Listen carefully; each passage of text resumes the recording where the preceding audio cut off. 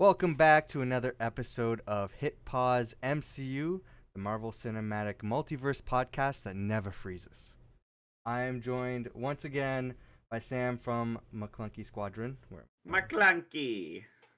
and I've been on a lot of your podcasts, Oh yeah. talking mostly She-Hulk and Werewolf by Night was the most recent one. Yeah, next we're probably gonna hopefully have you for Wakanda Forever discussion. Or did you say yeah, you might not be seeing that right away, right? I think I'm I'm seeing that tomorrow. I'm trying. From when this is being recorded. I'm gonna try to work it out with Jordan because basically he's the only one in my group of Marvel moviegoers that actually goes to the movies. Yeah. I That feel like I that's can the kind best of way to schedule it. experience these. Yeah, because like I don't know. I'm like maybe I'll go see it by myself, but I don't know.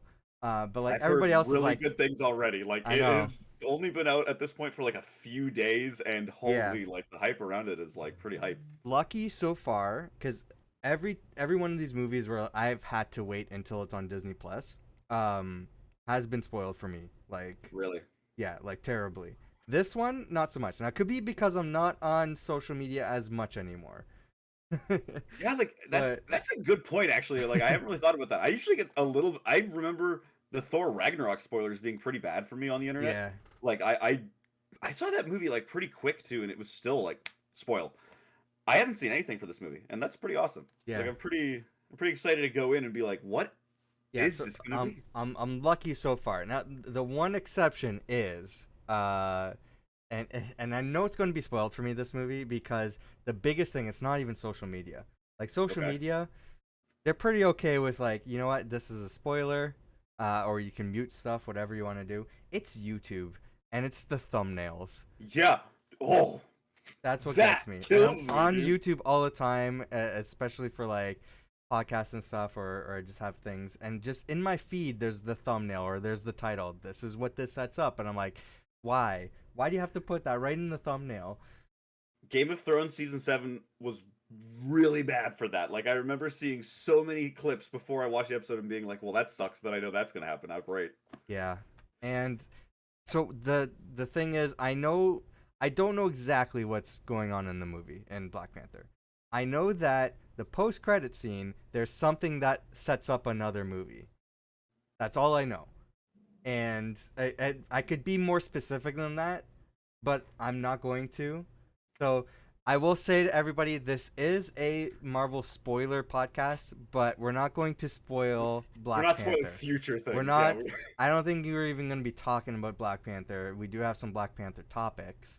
No, we only I have one. Basically, since we've recorded the podcast, there's been a lot of TV spots. There's been posters and everything, and it's pretty much front and center that Shuri is the new Black Panther. yeah. I could be wrong. I haven't seen the movie, but I think it's a definite, you know. Yeah, I don't think that we need to really like go into crazy things with Black Panther considering it's going to be like a big thing like soon that we can talk about Yeah, or something, but like something I cannot wait to see with that movie is Angela Bassett's performance. Like I heard that's what like I've heard. Yeah, this whole thing about like how Chadwick Boseman and her have been like friendly for a long time in their life. So like the fact that like his passing actually is like kind of personal to her too, you know? Like yeah. it's going to be a very emotional movie. I imagine I will cry. I'm a big crier in films, so I think I'm really hyped with this movie. I think this is going to cap up Phase 4 in terms of the movies. We still have the Guardians of the Galaxy holiday special, but this is the pretty much the end of Phase 4, and I think this might be my most hyped movie. Um, I was hyped for Spider-Man No Way Home. yep. But I think everything I've seen from these trailers, these are some of like my favorite trailers from Marvel. I know the story from the comics is pretty much adapting parts of Avengers vs X-Men, and I love that. So Yeah. like the dynamic between Namor and Black Panther is some of the most interesting in Marvel comics. So I'm super excited about this movie. I think it's going to be fantastic. I feel like from the trailers alone, yeah, the visuals that we're seeing are just like so much more elevated from a lot of Marvel properties. Like it's maybe that's just going off of things we've had recently, like She-Hulk potentially, which was a little bit more on the bland side and the cinematography, but like Mhm. this is just like next level looking. Like Well, I'm thrilled to watch this movie. yeah, me too. Why don't we move on to She-Hulk actually? So Okay. we've gone now. We're not going to delve too far into She-Hulk, just because I've been on a lot of the Maclunkey podcasts talking about She-Hulk. So if you want more of my thoughts on She-Hulk, you can go check out those podcasts. I will have them linked in the cards in the description wherever, so you can check it out. But we haven't had the podcast since the show ended, and I want to take a different approach because on your podcast, we've been pretty down on the show. So, I I, mean, like I'm very middle. Like I I kind of sit in the middle where Richard is definitely like I'm going to destroy the show. So I've yeah, definitely been on the more positive side, but I have been very yeah. critical on the show. So I wanted instead, because I think we covered all the basis of why the show wasn't good or why we didn't like it. I wouldn't say it wasn't good, but No, I why would say we it was didn't like fine. it. Yeah. So I want to take this moment to talk about what we liked about the show, all the positive Now dead silence things. for like 5 minutes. Like, huh. I don't know. I know Richard was very critical on some of the characters. Oh, sorry. I know that he was very critical on some of the characters and stuff like that, but Mhm.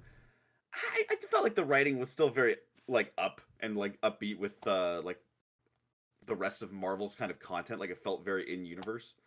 I liked. I don't know. Richard hates side characters. I liked her friend. I cannot remember Nikki. Nikki, yeah, Yeah, I I liked like her Nikki too. friend. I liked Titania for like when she was in the show. I thought she was fun, I didn't. but I feel well. No, I'm gonna keep things positive. Go see, ahead. I'm trying. I'm trying to find things here. I'm trying because I love her performance. Like I think that Yeah. that actress is great. Mhm. So I'd like to see her again. Maybe we can explore Titania in a more like better Uh, setting. well, where? See, I'm trying to stay positive here. Yeah, where exactly would we see Titania next, if We'll not as see, but She-Hulk season 2? like I Like, is think she that gonna these be in characters can just Thunderbolts? I think these characters can just like show up in like little like Yeah, 5 minute like spaces in a movie or something like that, right? Like they can be like a Batroc or something. Patrick the Leaper. Yeah. I wish that they actually made him go like Le Leap like they did in one of those Spider-Man cartoons. Like that was the funniest part of that character. This would have been a show for that, sort of like that kind of comedy for sure. Yeah, yeah, yeah. But But instead, they we killed killed it. him Like, off, and yeah, oh man, can't. Marvel, you gotta stop doing that. I was complaining about that earlier. You gotta stop killing off your villains because I liked Jen. I liked She-Hulk. I like both sides of that character. Um, and this is definitely not the last we'll see of She-Hulk. no, Yeah. I would hope not. If this was the last we saw of her, I'd actually be like disappointed. Do you think this is the most criticized property of the MCU so far? Because I've seen some people be very critical. Like, do you think this got more hate or Thor: Love and Thunder? Okay, but I was gonna say, what about Captain Marvel? Like, what about that movie? Right, like that Yeah, also there's different things for different reasons, and I think the hate on Captain Marvel personally is unjustified. I think the, unjustified. uh, yeah, Yeah, okay, yeah, yeah, I don't the problems that people had about Captain Marvel, or I should say, Brie Larson in general, yeah. was just Ridiculous. ridiculous. Yeah, and I And it's thought like I would say that the movie is like the fine. movie's great. It's not. I wasn't like super into it, but It's it was like I'm yeah, not gonna hate it. Like I don't think it was. It's kind of like this where it's like I came out of She-Hulk like yeah, yeah, but I'm not gonna go like oh like worst Marvel property ever. Like nah. yeah. Like I I think don't. that all of these movies have been at most or at the worst like watchable once. You know what I mean? Watch. Like you're like eh. I've watched Captain Marvel quite a few times, and um, by the way, Captain Marvel, a property that She-Hulk can show up in because they're really good friends in the comics. It's true. It's Um, true. Yeah. but I'm seeing the internet hate right now actually for Captain Marvel because that's a good point. A lot of people, or somebody on Twitter I saw made a point saying like, uh, people who are actually excited about this movie, like the sequel, Like they I mentioned am. something. Yeah, I'm excited about it. So I'm I'm a fan excited of for that Captain movie. Marvel from the comics. Read the comics; they're great. I thought the movie was good too. Like again, not my favorite Marvel movie, but I think it was a great movie, and I've rewatched it a few times. I don't understand the hate that people have about it. There's some I questionable don't- my choices in like the movie, but see a lot of my thing is like if a Marvel movie is like stylistically bland, then I just don't really like get in. That's why like I think even things like Love and Thunder I would still put above it just because I'm like, well, it has like at least a vibe to it that I'm like energized yeah, by, you know? yeah, that's why. Like I could see myself rewatching Love and Thunder. Yeah. But I would probably be like, well, I'd probably have the same sort of questions like, oh, why does this happen? Like, I don't understand. It doesn't make it. Absolutely. It would actually like add more and more questions I think every time I watch that movie. I know. But it had enough humor and charm where I probably would enjoy rewatching it. She-Hulk? I don't know if I'm gonna like go out of my way to rewatch the show. I don't think I will, honestly, either, yeah. But there are things in it that I appreciate, like I don't know, I was saying with the characters and stuff, right? Like, oh, I mean, how did I forget? Like me being a big shipper, the whole like Daredevil and She-Hulk Yeah, thing. yeah. Did not see that. I mean, coming at all, but I think it chef's makes kiss. sense. They're in I that love it. world. They're Yep. lawyers. Yeah. So I But I think it thought that makes they were sense. gonna have way more of like a at each other's like throats kind of vibe, you know, like it was gonna be like a court case episode where, oh, I hate this guy because he's like one upping me every like turn, and then it was like, oh no, like they're gonna bang, like it was pretty apparent right away. I hope the I hope the hate that Marvel gets on the internet, and I know it doesn't detract them because they continue on despite what internet people scream at them with their keyboards with. Um, but I hope that they still pursue more comedies in the MCU because that's something that I would like to see after watching the show. Um, I think that there's a lot you can play around with there, a lot of things that you can make fun of or twist around in the universe that we already know. Um, so, and there's a lot of characters in the comics that very much like She-Hulk lend themselves towards a comedy. So Howard the Duck. Howard the Duck would be a great one. I mean, we've seen more of Howard the Duck in What If, and Oh right. I think it was much better in What If than any of the Yeah, movie true, appearances we've true. seen. Uh, yeah, so I definitely would like to see more I'm comedies like expecting to this. see him in the holiday special as well, though. Like Oh, he's gonna that be would be fantastic. he's got to be in there somewhere. I He's didn't even always in think those, about that. Oh yeah, okay. so I'm hyped. That has me excited.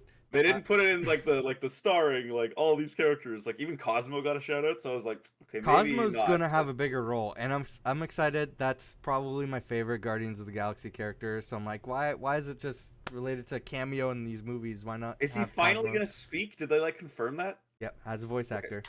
beautiful. I'm excited because they didn't show Yeah. that in the trailer. I'd like just rewatched that and I was like, are we gonna get like just dog Cosmo or like I don't know if finally are we gonna get Russian Cosmo, not Cosmo? it's gonna be a Russian voice, I think. I Nice. know who the actor is. Uh, but is Cosmo in the holiday special or just Volume He's 3? yeah. Like he's like the last like name dropped one. It's like and Cosmo. I think it is at least. Okay. Um, let's talk about the cameos that we've got in the show. We talked about, we mentioned Daredevil. Um, Which I loved. I thought that one was really good. yeah. Do you think this is? I know we've talked about this a little bit on your podcast. I Spawn Trap, like our other hosts, have been pretty clear. We think the Marvel Netflix shows are canon to the MCU. It's in the same universe, same timeline. Is that how you feel about Daredevil making an appearance in She-Hulk? I think why not? I think like you could, especially well, if you hadn't watched those shows before, right? Like you come into this, it's Daredevil. But like if you watch those shows, you just get a little bit of added story. Like what hurts that? Yeah, You know, there's it's nothing fine. that conflicts. I think everything we're talking about his backstory too just fits very well with the show that we've seen. I don't I think understand. I think if they ever do something with the hand and like it completely like obliterated logic from before, maybe. But like Yeah, like until that happens, then yeah. Because I've heard the arguments online, like, what if Marvel wants to do something different with the Hand or Elektra or Ben Urich or Bullseye because they didn't like the direction of those characters in the Marvel show or in the Netflix shows. I unfortunately, like, I have to also say this because you bring up Bullseye. I didn't watch Daredevil season 3.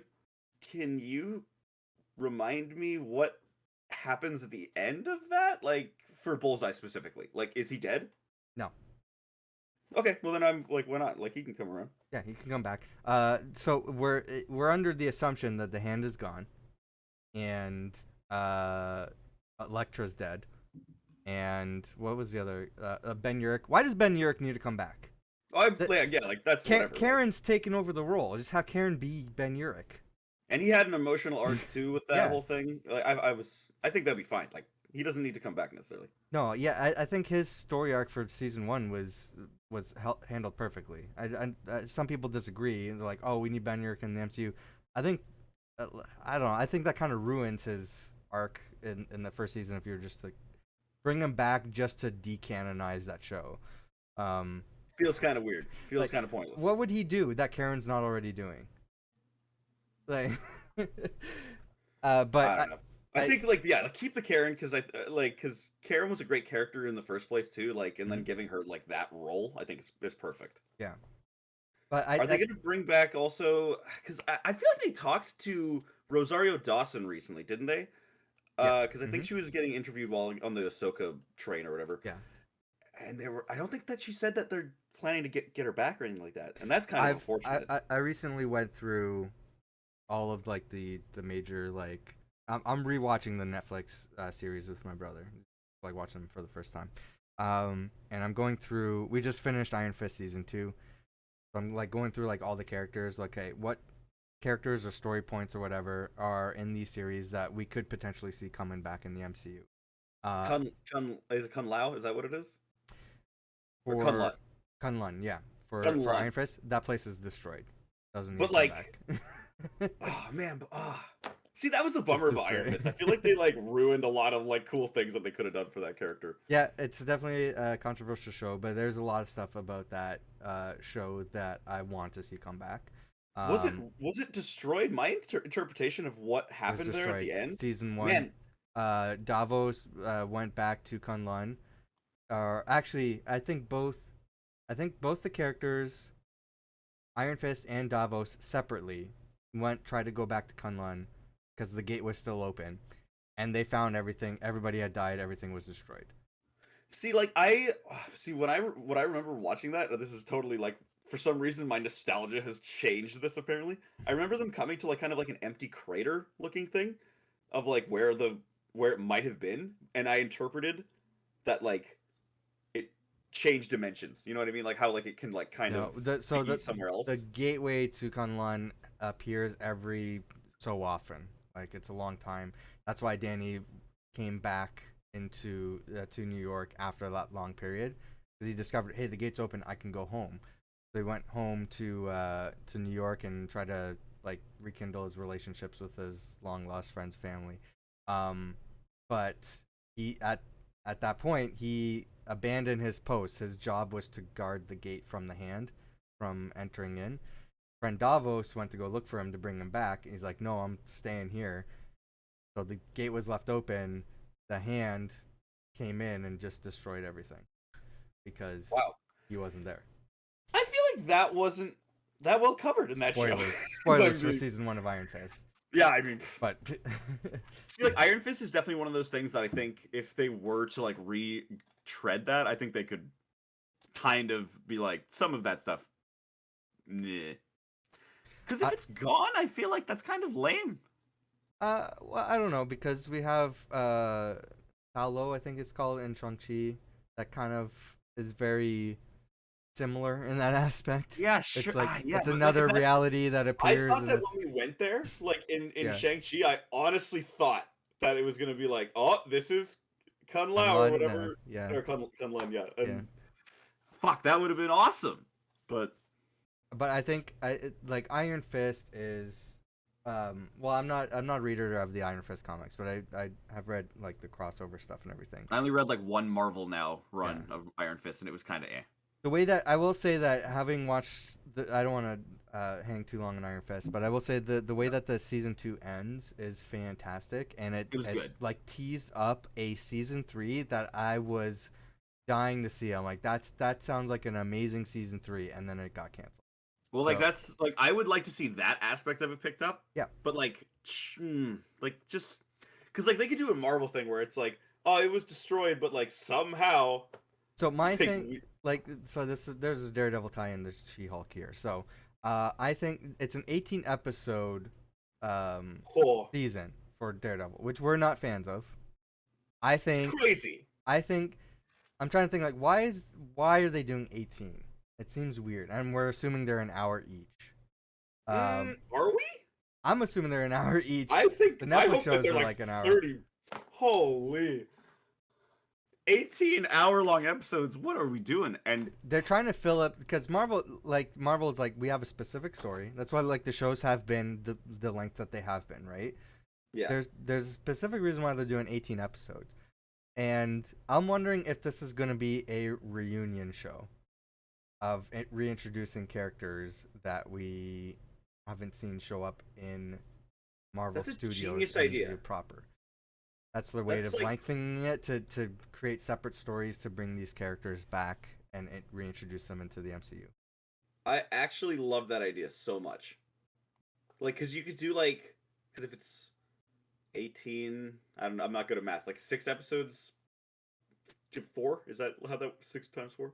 I'm No, not too sure what you're asking. So because I'm there's trying. 18 Okay, because episodes. how many defenders are there? How many defenders are there again? There was Luke Cage, The Defenders Daredevil. team. Yeah, The Defenders there's team had 4. 4 characters. So then you split that up into the 18 episodes. Give each character like kind of 4 episodes with You're Daredevil. forgetting the extra characters. But who are the extra characters? Who Punisher. are you thinking? Punisher, Colleen Wing, who's the new Iron Fist. But she could just she can just be in like the Iron Fist She's the kind of new Iron Fist. Misty Knight, which together with Colleen she- Wing are she would be in our the duo Luke called Cage the one. Daughters of the Dragon, which we were assuming they were going to get their own show.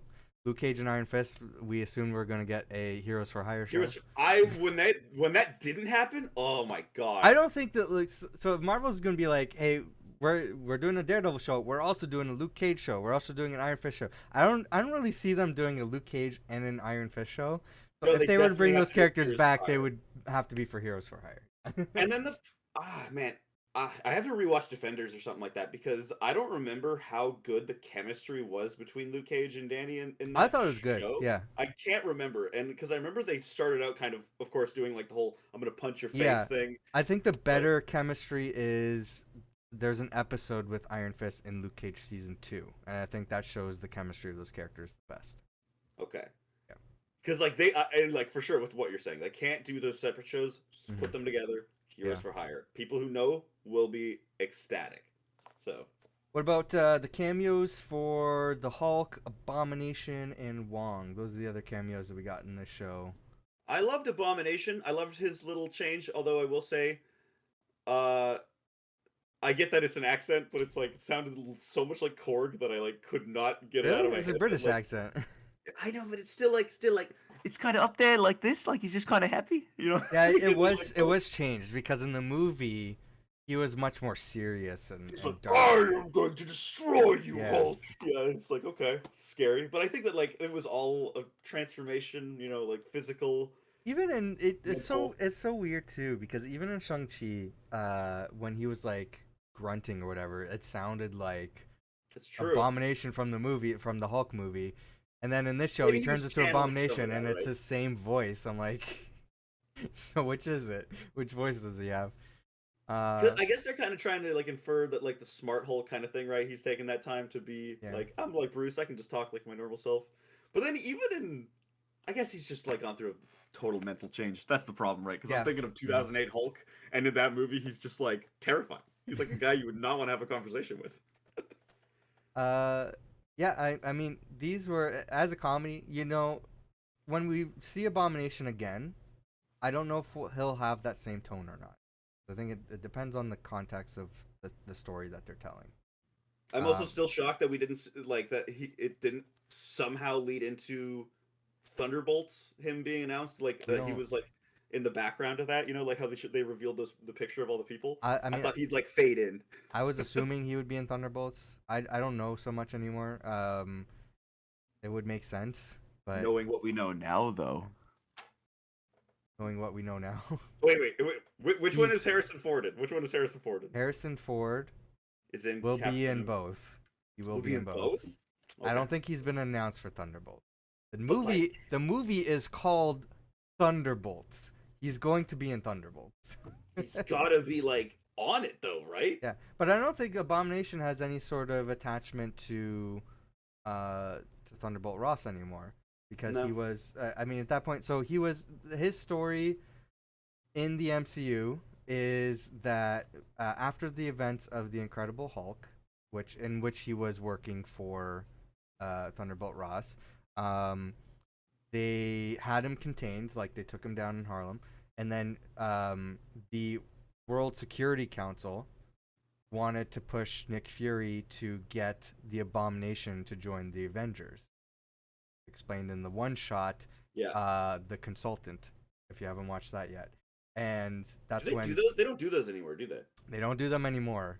But they're all on Disney Plus if you want to watch them. So that's when Sitwell sits down with Coulson, and they're like, "What are we going to do? We don't want Abomination.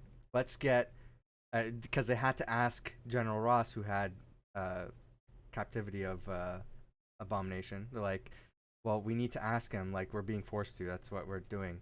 Who are we going to ask him? Let's get Tony Stark to ask him. He hates Tony Stark." I think he got Tony Stark kicked out of the bar when he went to go see him in that cameo at the end of The Incredible Hulk.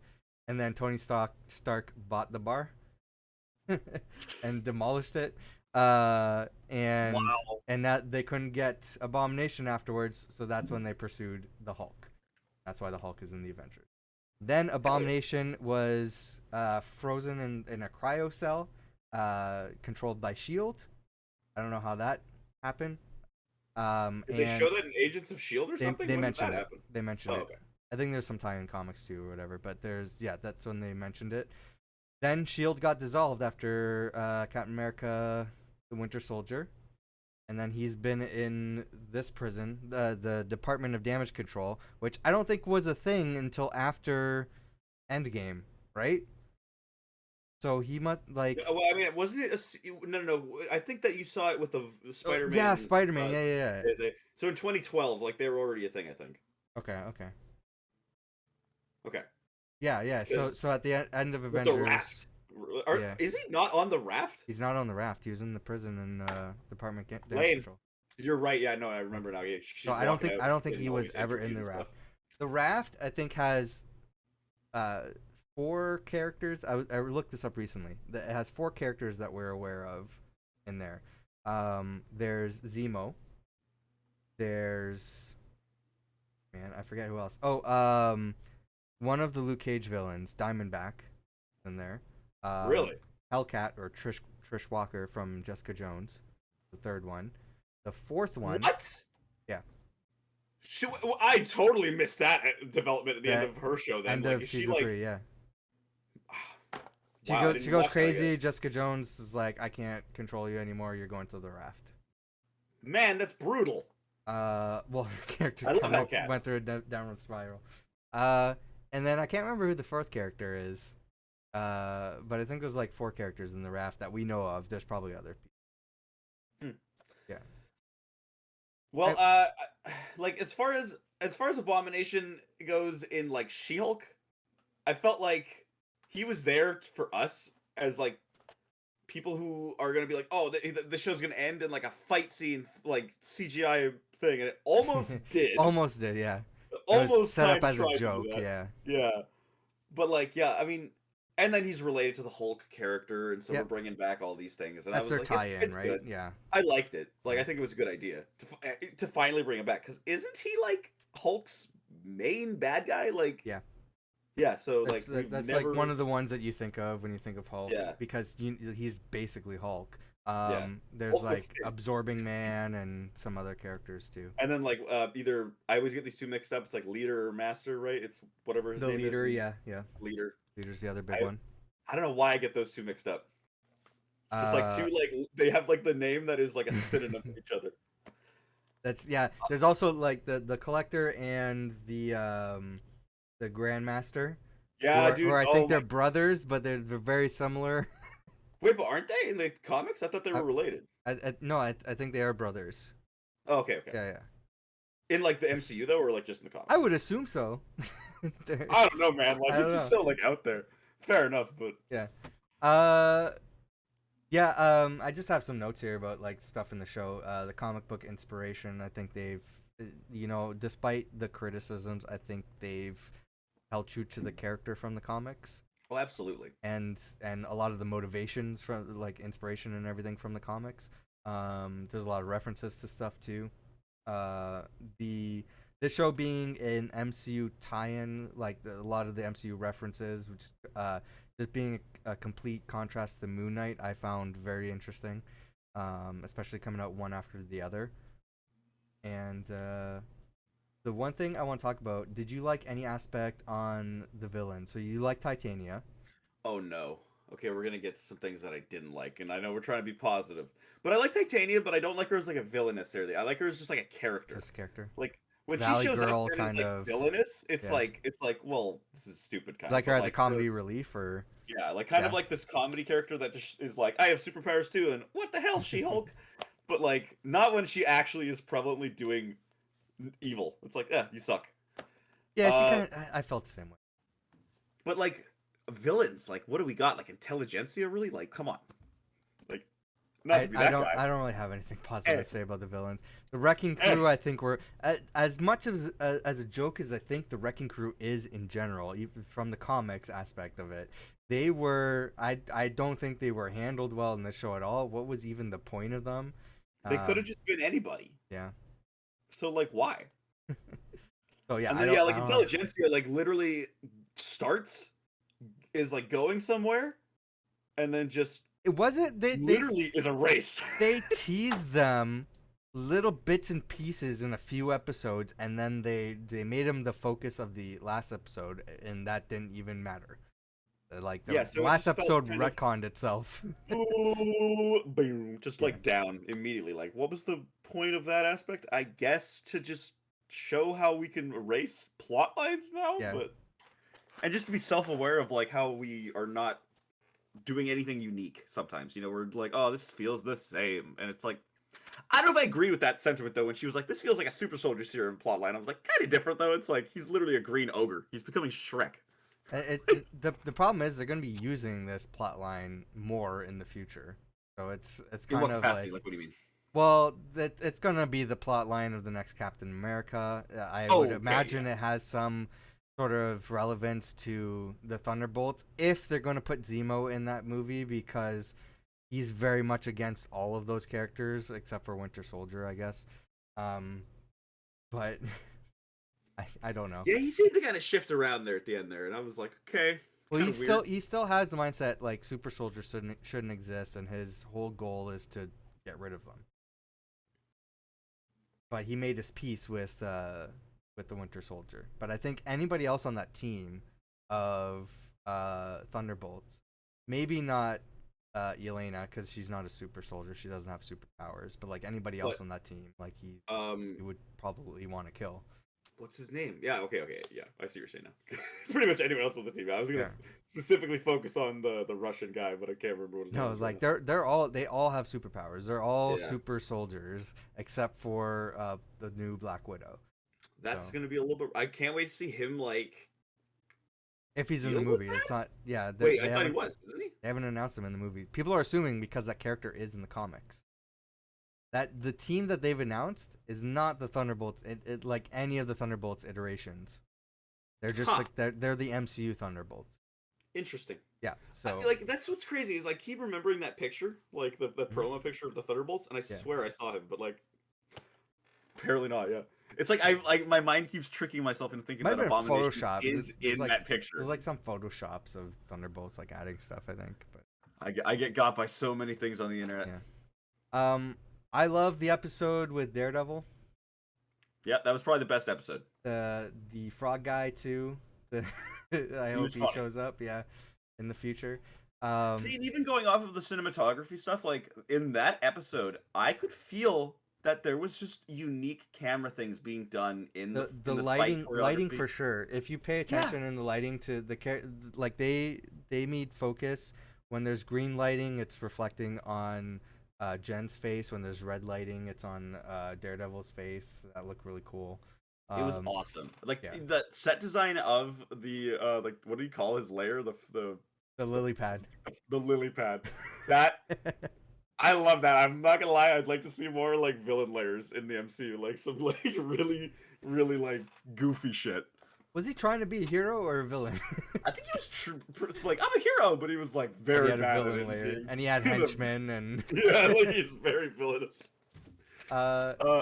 We forgot to mention for the cameo segment, Wong. Yes. Standout for me, I think. He was probably my favorite aspect of the show. This is Phase 4 has been the Wong cinematic universe. He's showed up on almost everything. It's been fantastic. Who would have thought? Who'd have thought, like from the comics, like Doctor Strange is like sort of like assistant from the comics. Character, yeah, like, would like, be the highlight, the main character of focus in all of the MCU. Yeah, like it's just what he brings to the character is just so awesome. Like there's just this comedy that you never would have expected. And even in like the first movie, it's like not as there as it would become, but man, they really leaned into it and I love it for that character. I'm just saying, like Marvel knows when they have like a good thing. Like the character, people love a specific character, they stumble upon this new focus. Like they probably didn't have any plans for Wong before, and now he's become the center of the universe. I think, you know what, use that same sort of ingenuity and everything, and make Madison the new big character of the MCU. People want it. Make her show up in everything. Yes. Make her the new Stan Lee cameo. Actually, that might be a little not good, but yeah, it'd be funny. I'd still appreciate seeing her in every movie somehow. What I want to end on, because we should move on from She-Hulk, but the way that the show ends and where we're going to see the character, or even aspects of the show or other side characters, stuff like that, where we're going to see them in the future. Daredevil Born Again. You think She-Hulk's going to show up in Daredevil Born Again? I think Jen will show up in Daredevil Born Again. Not She-Hulk. Yeah, like maybe it'll just be like a little side kind of aspect of it where it's like, is she going there? I think that they'd be on video calls, like that kind of thing. It's a weird thing about the ending. So she's not. So the things that happen in the finale didn't actually happen. Actually, a lot of stuff that's in the show apparently didn't actually happen. Like the whole like a big part of the intelligentsia and everything. Video about that yet? Like that's like what actually happened. Yeah, like, we'll have to. That's like its own podcast. We're gonna have to like dissect each moment of that episode to figure it out. That is a hard thing to swallow. Now that you bring that up, like what actually has occurred on the show? But the way that they're saying how the show ended, like this is the new continuity after like how the show ends. She still has her job. She's still working as She-Hulk for her job. So, is she going to show up in Daredevil Born Again for work or not? Yeah, maybe. Because if it's for work, we'll probably see She-Hulk. It's true. You got me there. I think it'll just... Honestly, I can maybe see that happening... I don't know. I think the Skype call thing is a little bit more likely, though. Where it's like, hi, honey. Yeah. Like, hope you're doing well in New York or whatever. Like, Hell's Kitchen needs you. I'm still over here in LA. Jen doesn't seem like a character that would do long distance relationships. No, I think that she would. I think that she, with feeling what she feels with Matt, I think at the end, I think that she might do it. Okay. Plus, they're like lawyers. I think they can like fly back and forth and like willy nilly for them. I don't know. Maybe. She's like a superhero now too, so it's like she's like, I gotta go do a job and like go save the Earth, and really it's just go to New York and like bone Daredevil. I think that would be a good episode. Yeah. I think we'll see a second season of She-Hulk. But Yeah, I think out of everything that we know that's been confirmed so far, I think Daredevil seems like the most logical step for that character. What about the Hulk?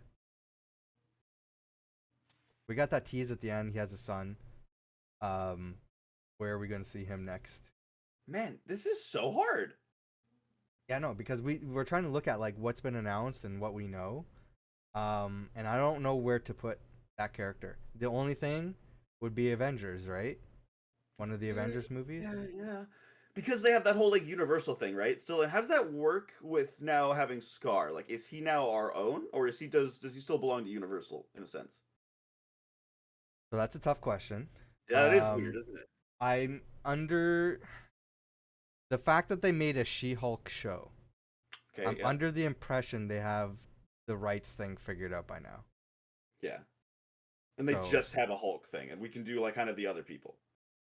Okay. Man, that's even crazier then, because like it's maybe She-Hulk season 2. Like honestly, I don't Yeah. know if there's a good place to throw him in.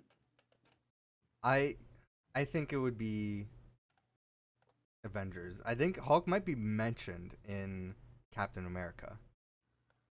Because we'll have the leader and we'll have Thunderbolt Ross. So they might mention the Hulk. But I don't think we'll actually see the character until an Avengers movie. Based on what we know that's been announced. And do we know like because okay, when does the next Avengers movie come out? Like it's 2024, isn't it? There's a graphic on here. Yeah, because No, it would be after that because Thunderbolts is July. Actually, no, what? They changed the release date since that picture. So. oh right, a lot of things got pushed back recently, didn't they? Yeah, including one of the Avengers movies. Is it Because of 2025 Blade? then? That's the Oh, yeah. topic here. Oh boy, people. Oh boy, Blade. So we don't know about Hulk. Titania, we're No assuming. clue. Titania, I don't think would honestly show up.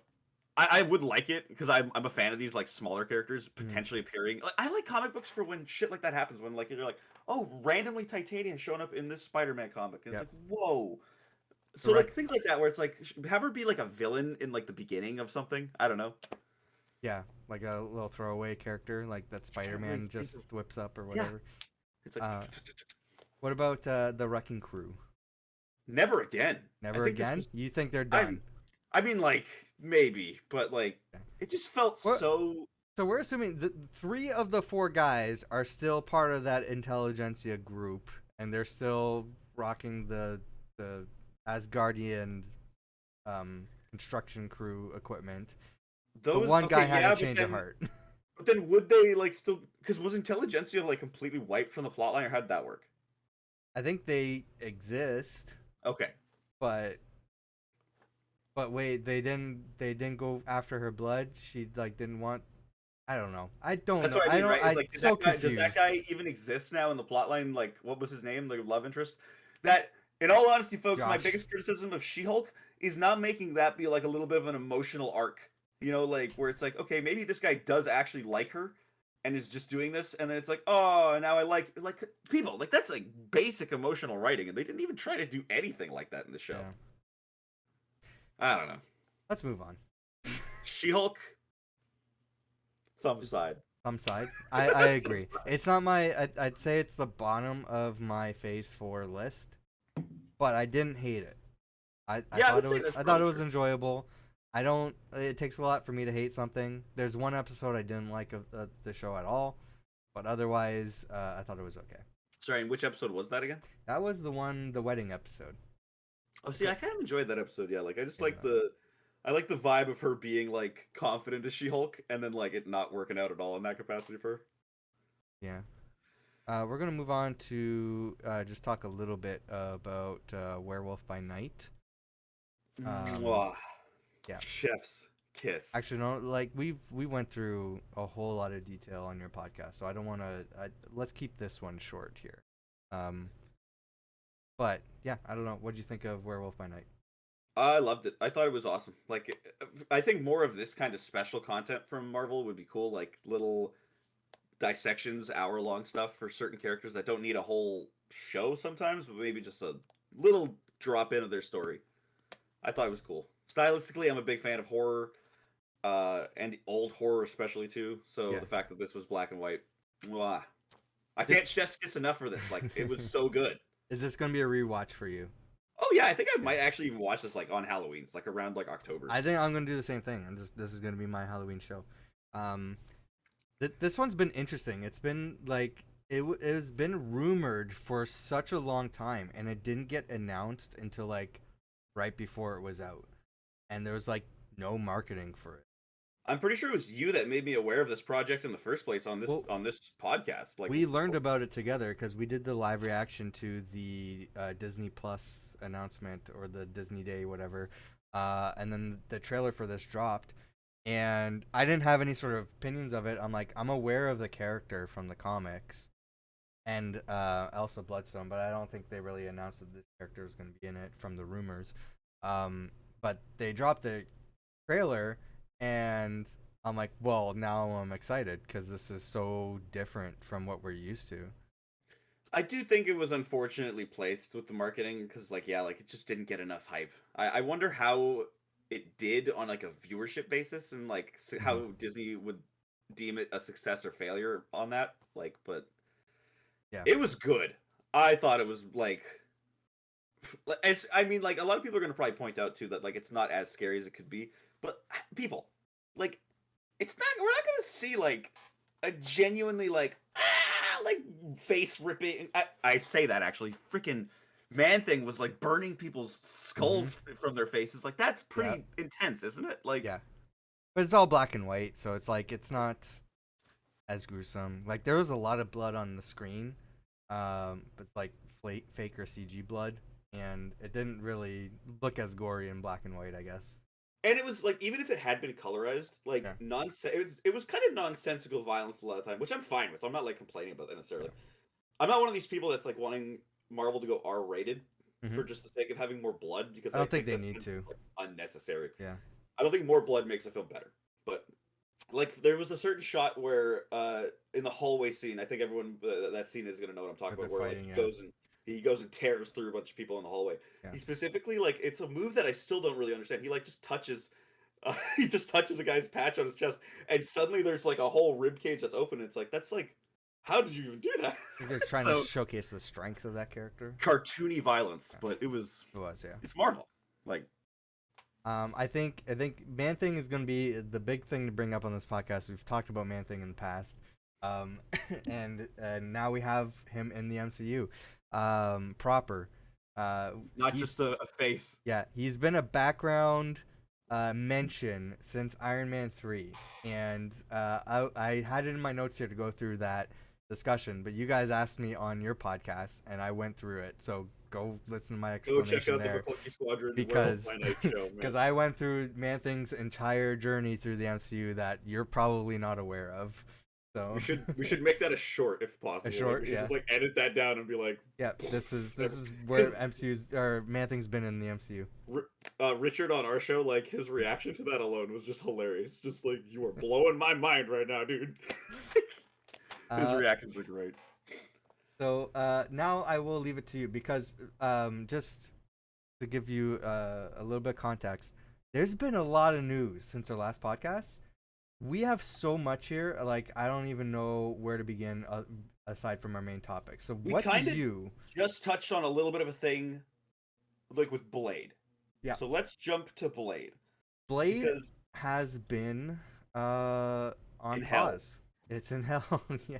It's like, and I understand though, honestly, because like them trying to do this movie is like a challenge, right? Because like they're trying to juggle the people that want this movie to be like the old movies and opposed to trying to do something new, and I imagine less graphic. Like I imagine, I was even saying earlier today, if he cuts through a vampire and it just turned to ash, it could happen. I personally would probably be fine with it. You know what I mean? Yeah. Like I don't need it to be gory, but like, I mean, didn't that happen? I just watched the Blade movies, and now I can't remember. When he like stabbed the vampires, they turned to ash, right? In the movies, I think there's a lot more blood. There's blood. There's a lot of blood in the movie. I think there's blood, and then they like cinder up and then ash away or something. Don't they? Yeah, because there's no evidence after he's killed the vampire. Exactly. Yeah, but he killed in the third movie. I just watched the third movie. In the third movie, he stabs a familiar, which is like a vampire's, like a guy who wants to become a vampire, and they're like, no, you're gonna like serve a purpose. Your Blade's gonna think you're a vampire, and he's gonna kill you, and you're gonna be like a martyr, right? And that's the police's evidence. Hey, you murdered somebody. We've heard about you tearing up the streets, but we couldn't catch you on anything. But now there's a murder. Now we finally got a murder charge on you. You uh, run around town with swords and like weaponry. Can't really confirm you're doing anything nefarious. Finally. That's hilarious. Those movies. I don't want to get into my thoughts on Blade. I'll get them. That'll be another topic. But I'll check out our Blade commentary tracks and when we do those. Okay.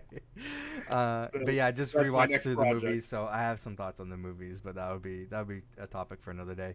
But right now, the current Blade is in production hell because they were going to start filming soon. Apparently, the script isn't really done, and the director just left. And there's rumors that Mahershala Ali is pretty pissed off at how things are going for the movie. Here's the other thing again, like I think that the Marvel people need to realize, because Mahershala Ali is like a really good actor. Mm-hmm. He's to be fair, he's been in the MCU before. Yeah, but like that's not new though for the MCU. Like people are on with me about that. But he's kind of grown, I think, since then. Like he's kind of been elevated into like a kind of bigger stardom in a sense, right? Where he's like winning Oscars. He's doing these kind of movies where he's like, I don't want to say snobby, but he's like more used to like a better flow of production in a film. Sure. Yeah. And then so when he's on one of these projects, it's kind of like when Joaquin Phoenix was rumored to be Doctor Strange. It's like I could never. Oh yeah, I remember that. I could never see him agreeing to any sort of long-term contract to be in any of these movies. That's what I'm surprised about. Phoenix. That's why I'm surprised about Harrison Ford replaying the. Because I'm like, that's a fantastic casting choice. I couldn't imagine he would have agreed to that. How'd you get him to do that? I want that. Yeah. Oh man. But yeah, the director left, and as a result, it seems Marvel shifted dates for a lot of other movies. So, Fantastic Four, Avengers: Secret Wars, and Deadpool 3, which prior to this had a release date, I think, and then they just moved it after that teaser. So Blade is kind of now. Here's the thing, because we know how the MCU works. It's all like tie-ins. Everything leads to one another. Were you expecting these movies to need a delay because the production on Blade was delayed? Or would this have like, is it a story thing, or is it just like, no, we have our production schedule set up, and because this is, I think it's more just the production schedule thing. We just have to like jostle things around a little bit. Nothing with the story. I mean, like the only one that I could see ever having a connection would maybe be like Secret Wars, but like I don't know. I think it's like not so much the character of Blade that is important to the MCU. It's the fact that they're introducing vampires into the MCU. So that's gotta have some sort of ripple effect, right? To the rest of the world of the MCU. Are you trying to imply the Spider-Man connection type thing, or what, Morbius? Well, like that kind of aspect, right? Like I'm just saying, like vampires in the comics exist outside of Blade. Just like Jubilee in the X-Men comics becomes a vampire. So just like they exist. There's a whole like underworld thing with these characters. See, I don't think that's going to be a problem after like Werewolf by Night or something like that, right? Where they like kind of put into the minds of people where it's like there are monsters, like there are things out there, there are werewolves, things like that running around. I just vampires have been mentioned in the MCU, so like the one that comes to mind is Loki. Like they just mentioned we've dealt with vampires before. Really? So, I don't even remember that. Yeah, if you I thought you were gonna bring up the She-Hulk vampire because I still count that guy. There's that guy as well. They've been mentioned in the MCU, so I feel like they're gonna have a bigger role in the MCU. Just that lore. But yeah, Mobius has mentioned that how they dealt with vampires and other things in the timeline. So I imagine there's going to be like a bigger representation of vampires at some point. Well, definitely with Blade, but possibly afterwards. Because I don't think See, like like when we think about these kind of things, like it makes me think of like bigger Avengers level threats that you could implement with that Mhm. kind of thing. Like it would be like Avengers, like Night Year or something like that, right? Where it's in like, the Ultimate Comics, the way they dealt with that is they teleported all of the vampires to the other side of the world where it was daytime and killed them all. that's amazing. And if they actually were like, we're gonna pull that off in the movie, I if you don't could do that in a visually I don't cool way, imagine them doing that. I don't think like we're gonna have Blade and then like vampires are gonna show up and then they're just gone. I think vampires are still really? gonna exist in the MCU because like why the hell is Blade even in the MCU at that point? So I think that vampires are gonna be a thing in the MCU. Oh, okay, yeah. Yeah. I thought you were saying that you think that like in the after the first Blade movie, Yeah. he's gonna get rid of all the vampires. No, I don't think they're gonna do that. Yeah. There's got to be some sort of ripple effect. But when you're saying that there's an infection going on, pretty much like people are uh, sucking the blood out of people at night and turning everybody into vampires. I don't think that just goes away with one movie. No, yeah. Like I think those characters exist in this world, so they have to have some sort of ripple effect throughout the world. I mean, like I don't know how like big it would be, but like yeah, like I think it would be covered in movies like Blade, like Werewolf by Night project type things in the Hmm. future. I don't know how far into those we're gonna be going in the future, but like because like I think we talked about this a little bit on the Maclunkey show, but like with Werewolf by Night a little bit, I think that he could show up in a thing like Blade, Sure. but I just don't know like vice versa, right? Like because Blade is a weird character in that way.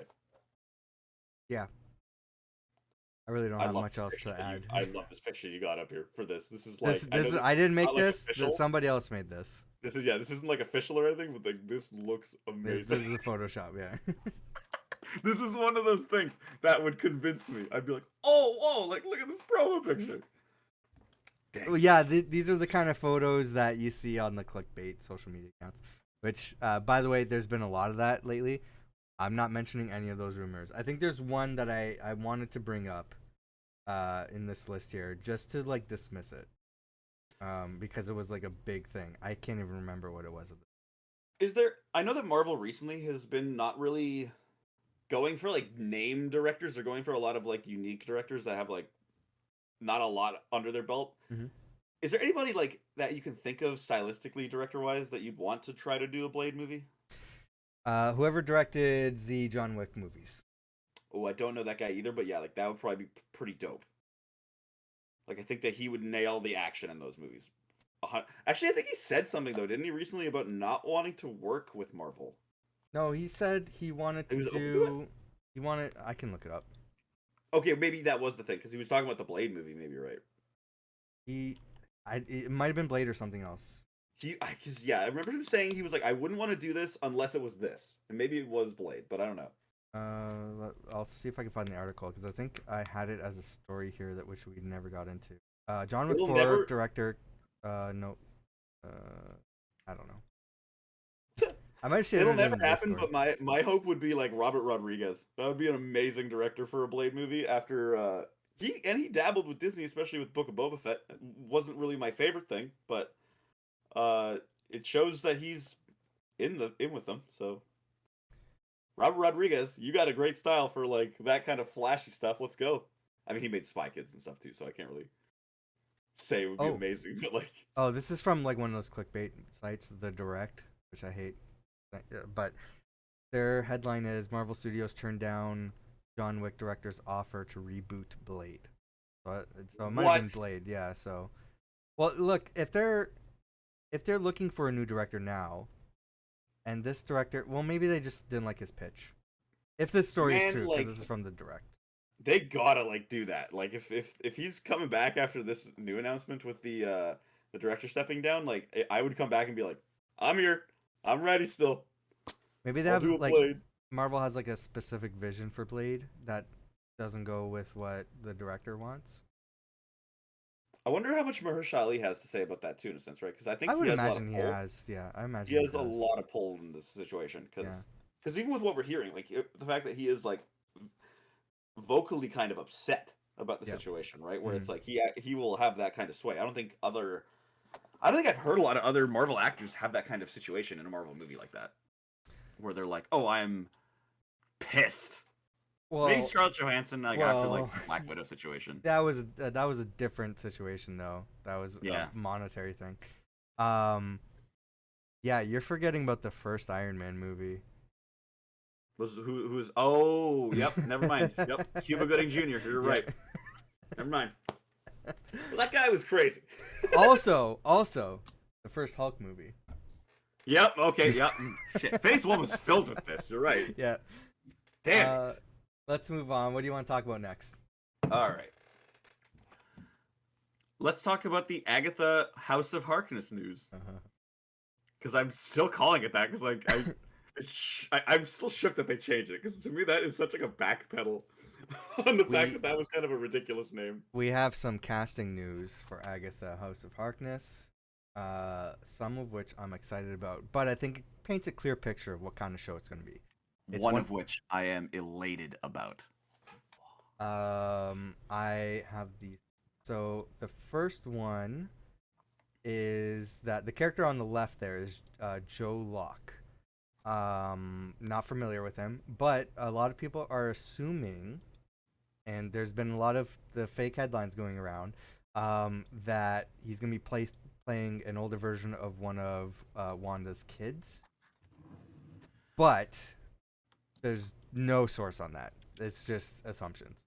So we don't know the role of this character. Aubrey Plaza in the middle there, huge fan. Love Aubrey Plaza. Yeah.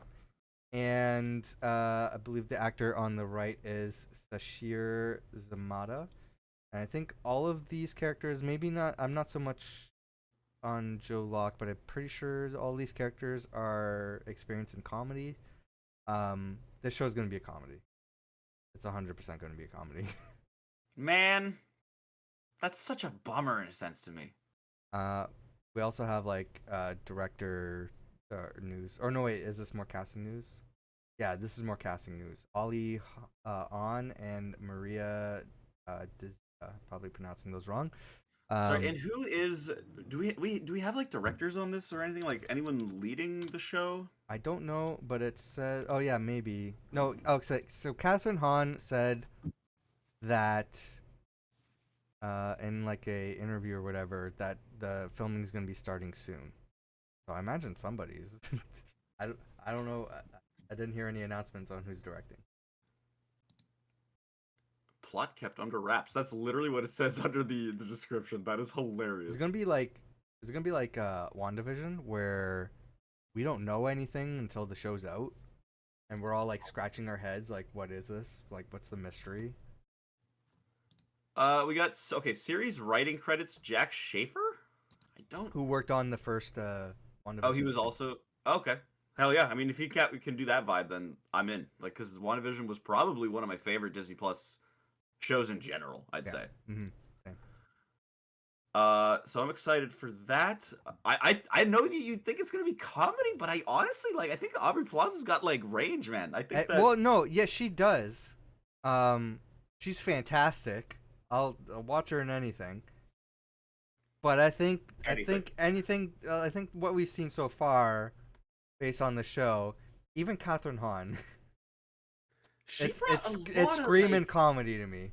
But like I think that was only in a sense like that in WandaVision because she was like trying to emulate that like TV show vibe, right?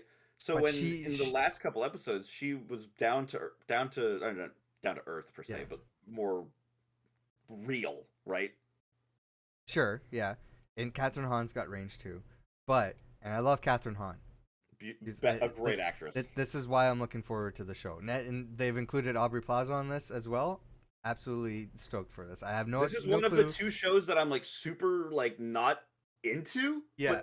But all this news is making me go like, all right, you got me a little bit. Yeah, 'Cause- I have no clue what this show's gonna be, but I'm excited just on the casting alone. So yeah, because I just want to know what it's gonna be. Because like, yeah. I think did it say that Aubrey Plaza is playing a villainous role, or did they not I go don't into know. anything I don't like know. that? So okay, let me pull up there. I could see it. I could see it. I think that she'd be really good at She playing. could play a something like villain.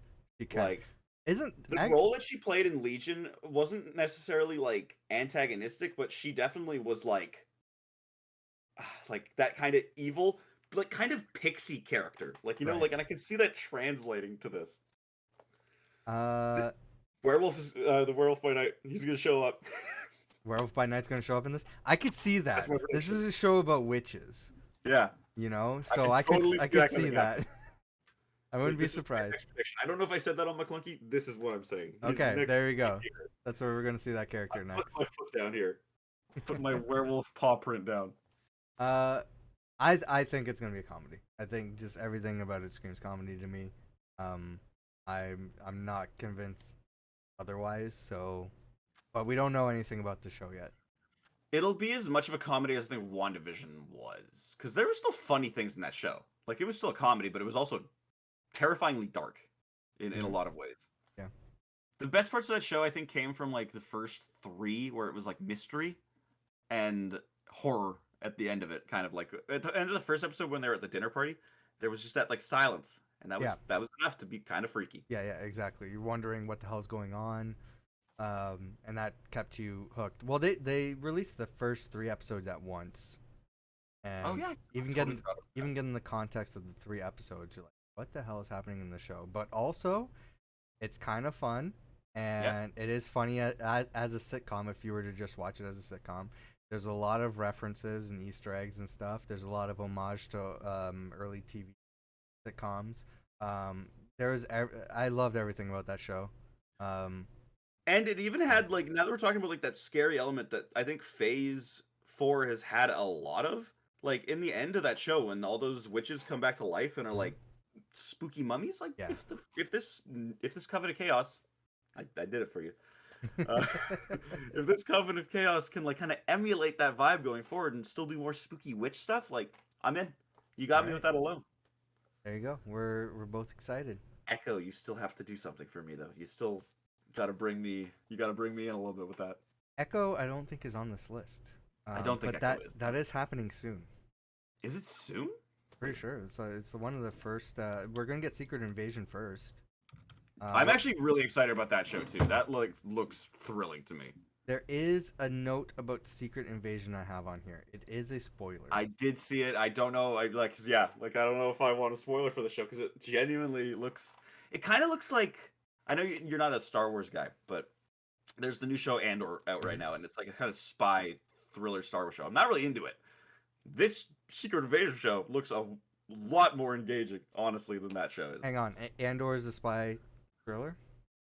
Not spy. I shouldn't say spy because he's not really spying yet. Okay, because you had me excited. I'm sorry. He's like a dude who's like kind of spying. Yeah. He's like doing things.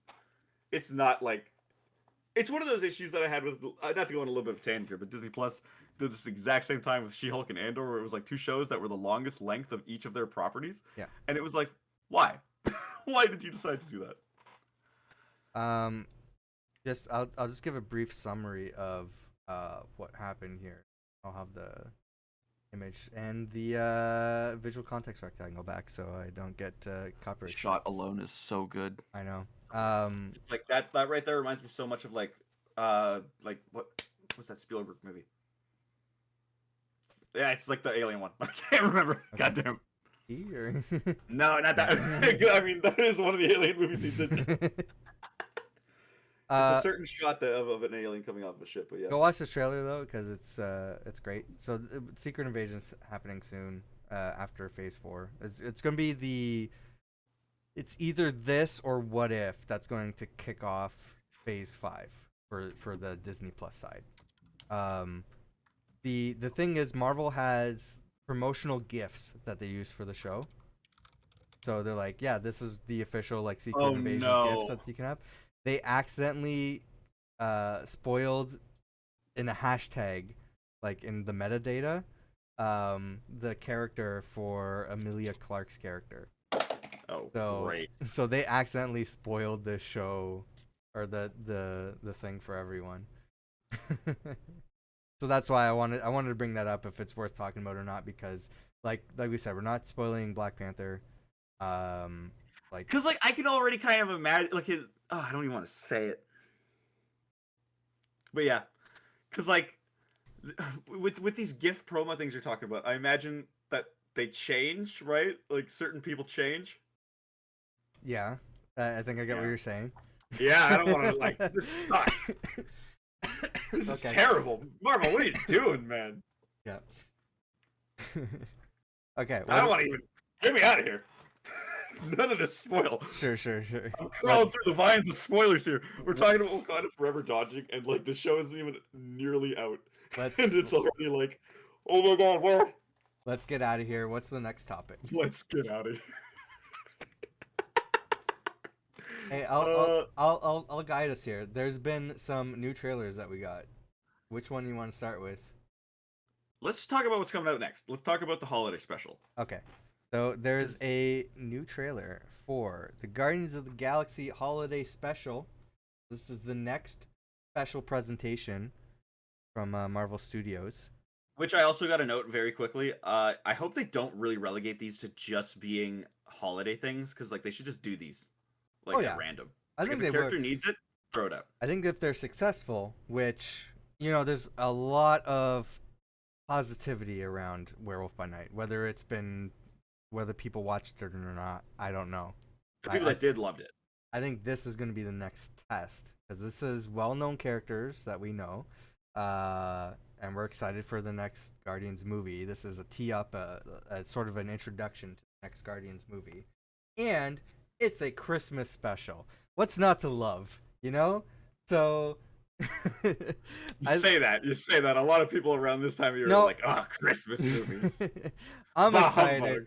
I'm going to rewatch Hawkeye, because that was like, I loved it because it was set around Christmas time when it came out. Like that's one of those things where it's like, if Hawkeye had been like a Christmas special from last year and it was just condensed down to like an hour and 40 minutes or something of like a Christmas special, that probably would have been amazing to me. I love the fleshed out story for Kate's character in that show. Yeah, okay. So that definitely deserved it. So I liked the 6-episode arc for that. But I don't know if I would have liked it as much if I wasn't watching it around Christmas time. So yeah, that's why I'm rewatching that show. Which is weird with how this is coming out around November 28th, I think is the release date. I forgot about that. Yeah, it's like, come on, people, like at least put it in December. Like that's a little early for this, isn't it? Werewolf by Night came out early too. I mean, like not as bad though. At least it released it in October. Like that's like fine. Like keep it in the month at least. The fact that this is like, we just threw out the ass end in November. It's like, what? You could have just waited like 4 more days. What are you gonna gain? Either way, I'm excited for this. You kind of get what the story is throughout the whole teaser. Hell yeah. So I would say maybe don't watch the trailer and just be surprised. What you need to know is that all the Guardians are back except for Gamora. Oh man, so I can't even bring up one thing about this trailer because it's so good. Well, so this is a spoiler podcast. There's sections in the YouTube description here. So if you want to skip to the next topic, you can. But we're going to spoil the trailer here. So culmination of 3 movies here. Yeah. Or 2 movies. 2 movies. Well, they kind of mentioned them in Infinity War. Okay. It's just brilliant that we're finally seeing Kevin Bacon in the MCU to me. Like that, it's like, oh my god, like this arc of jokes that we've been hearing about is finally smacked together, and I love it. I'm a little bummed because like I get that they were making jokes about Kevin Bacon. Yeah. It'd still be funny to see him in like a Marvel movie as a character. But this, right, yeah. I'll take this. I'm satisfied with this. We could still. They could do something like that. Because they could put him in makeup. Yeah, because Marvel has done this several times. So it's not out of the question. But I think it would be very unlikely. I think that this is like the perfect situation, and like the even the trailer, I'm gonna be so sad if this movie isn't actually that good because the trailer is so beautiful. It actually like makes me feel like a holiday movie should, and that's kind of brilliant in the whole thing. Yeah. It's like has elements of Christmas for sure in it, but like it's definitely more for me of a Guardians of the Galaxy experience. But it's nice that it brings that in. Do you think at the end of this special, Gamora will show up? Okay, so that's I would have said no, but we know based on what we've heard from the announcements and the trailer and everything from like the Comic-Con stuff that Gamora's going to show up early in the next Guardians movie. And like because after you were telling me about that, it's like I've been thinking about this special. I'm like, it feels almost like the end of this might, and if it doesn't, I'm fine with it. But like, it feels like it would be like logical to be like, hey, we brought you Kevin Bacon. And he's like, oh, that's cool. But it's not like that into it, you know what I mean? And then Gamora shows up and he's like, yeah, like then you know what I mean? Gamora's gonna be part of the Ravagers. Do you think the Ravagers are gonna be like, hey, I heard about this cool party that's happening with something about Christmas, and they show up and Gamora's like, oh fuck, these guys are here? I think that honestly that makes sense. Like not like I don't know about necessarily like in that like script, right? But like in some sort of capacity, right? Where it's like Kraglin still has his connection to the Ravagers, and he's like, "Yo, like we're doing our Christmas thing. Bring your boys." And then the last person that comes off the ship is Gamora, and she's like, "Uh-oh." And then lead into Guardians of the Galaxy Volume 3. You know what I want? I don't want to lose these characters. We know that they're done after the Volume 3. At least most of the actors and James Gunn have expressed that. Please make a Guardians of the Galaxy animated series that continues from the movies. I would love to see that. I would love to see that. Although my big thing would be though, I just would like to see these characters interacting with like Earth characters sometimes, right? So then that makes that a little bit hard. Who all has said that they don't want to come back? Like I know that like James Gunn. Yeah. Dave Bautista. I would imagine a lot of the actors are in these roles because of James Gunn. Like that's the only reason why they're here. Yeah. Maybe Vin Diesel will come back because he's like, I'm down for anything. Yeah, I literally just say 3 words the whole time. So I mean, but yeah, I don't know. Like it doesn't even have to be the same actors voicing them because we've had What If. You know, oh yeah, no, I'm not saying on that sense. I just mean like even in like a live action sense, like just who would like if people were staying, who would like stick around. I think Zoe Saldana, like I like her. I like Gamora a lot, and she seems into it. Maybe, yeah. It depends on what. Like I don't know what other role we would ever see them. What about in. like Rocket? Like Bradley Cooper, like is he? Yeah, well, he James Gunn, or he showed up in the I Am Groot series. That's true. So maybe they'll keep him. Historically, I love Rocket. Like I think Rocket is one of like the strongest characters. So I mean, like definitely. But I think if you're looking at the comics, Rocket's a character who hates Earth. He never wants to show up to Earth. That's true. So I don't know if we're gonna see like that natural transition. Hey, we're gonna keep Rocket around for the Avengers or whatever. So I don't know. I mean, but like in the MCU, it's kind of been like a mixed bag though, right? Because he's kind of just been having to like deal with it sometimes. Yeah. I get maybe that he wouldn't want to be there because it has a lot of emotional baggage. Listen, we know that the next movie is gonna be all about Rocket. Yeah, and it's going to be an emotional movie. You know, the actors said they cried reading the script and everything. I don't have a lot of hope for Rocket's future in the MCU. You think he's gonna die? He's very good possibility. I hope he doesn't die, dude. That'd actually be such a bummer if he died. I'm not like He's got it in the back of my mind. In this one, I can't remember her name right now, but he's got the otter. I'm keeping the expectation that he's gonna die, so that way, if he doesn't, it'll be a nice surprise. I'll cry. I will definitely cry. I'm already prepared for that. To lose Rocket. Oh my god! Because then, like, how will Groot will literally be the opposite end of like the Infinity War spectrum there, where it's just like him watching Rocket die. Yeah. Oh my god! And this is just speaking of Groot, actually. Perfect transition to that. How do you feel about his new look? I'm fine with it. Groot's had various different looks in the comics, and he looks and so cute. is Yeah, my thing. He's got like because a it's like young kind of adult Groot. yeah, like he's Yeah, got like kind of like that awkward. I guess the other thing was awkward, but like this is like that awkward phase where you're becoming an adult, but you're like a kid still. yeah. He's got like the baby head, but his like entire body is jacked. I love it. I love the growth of Groot. I just don't want to. I don't want to lose these characters, and I would love for them to expand the world or the universe of the Guardians of the Galaxy, the different locations they go to, what they do in their downtime. I just want to like explore those characters interacting with each other's without having a big epic like movie situation where they have to destroy Yeah. the planet, right? So I would Can we love to get see this in them. like 2D? Can we get a 2D animated Guardians of the Galaxy Yeah, show? I would love that. That's exactly what I want. 2D animated Guardians of the Galaxy, just exploring the characters and what they're doing Like not that I around the hated the universe. style of What If, but I just I like to have like variation, right? Like there's So like yeah, if we can get like even if it was like maybe a little anime-ish. Like I'm not a big anime guy myself, but it had like those Western influences of anime onto it. I would yeah. like that a lot.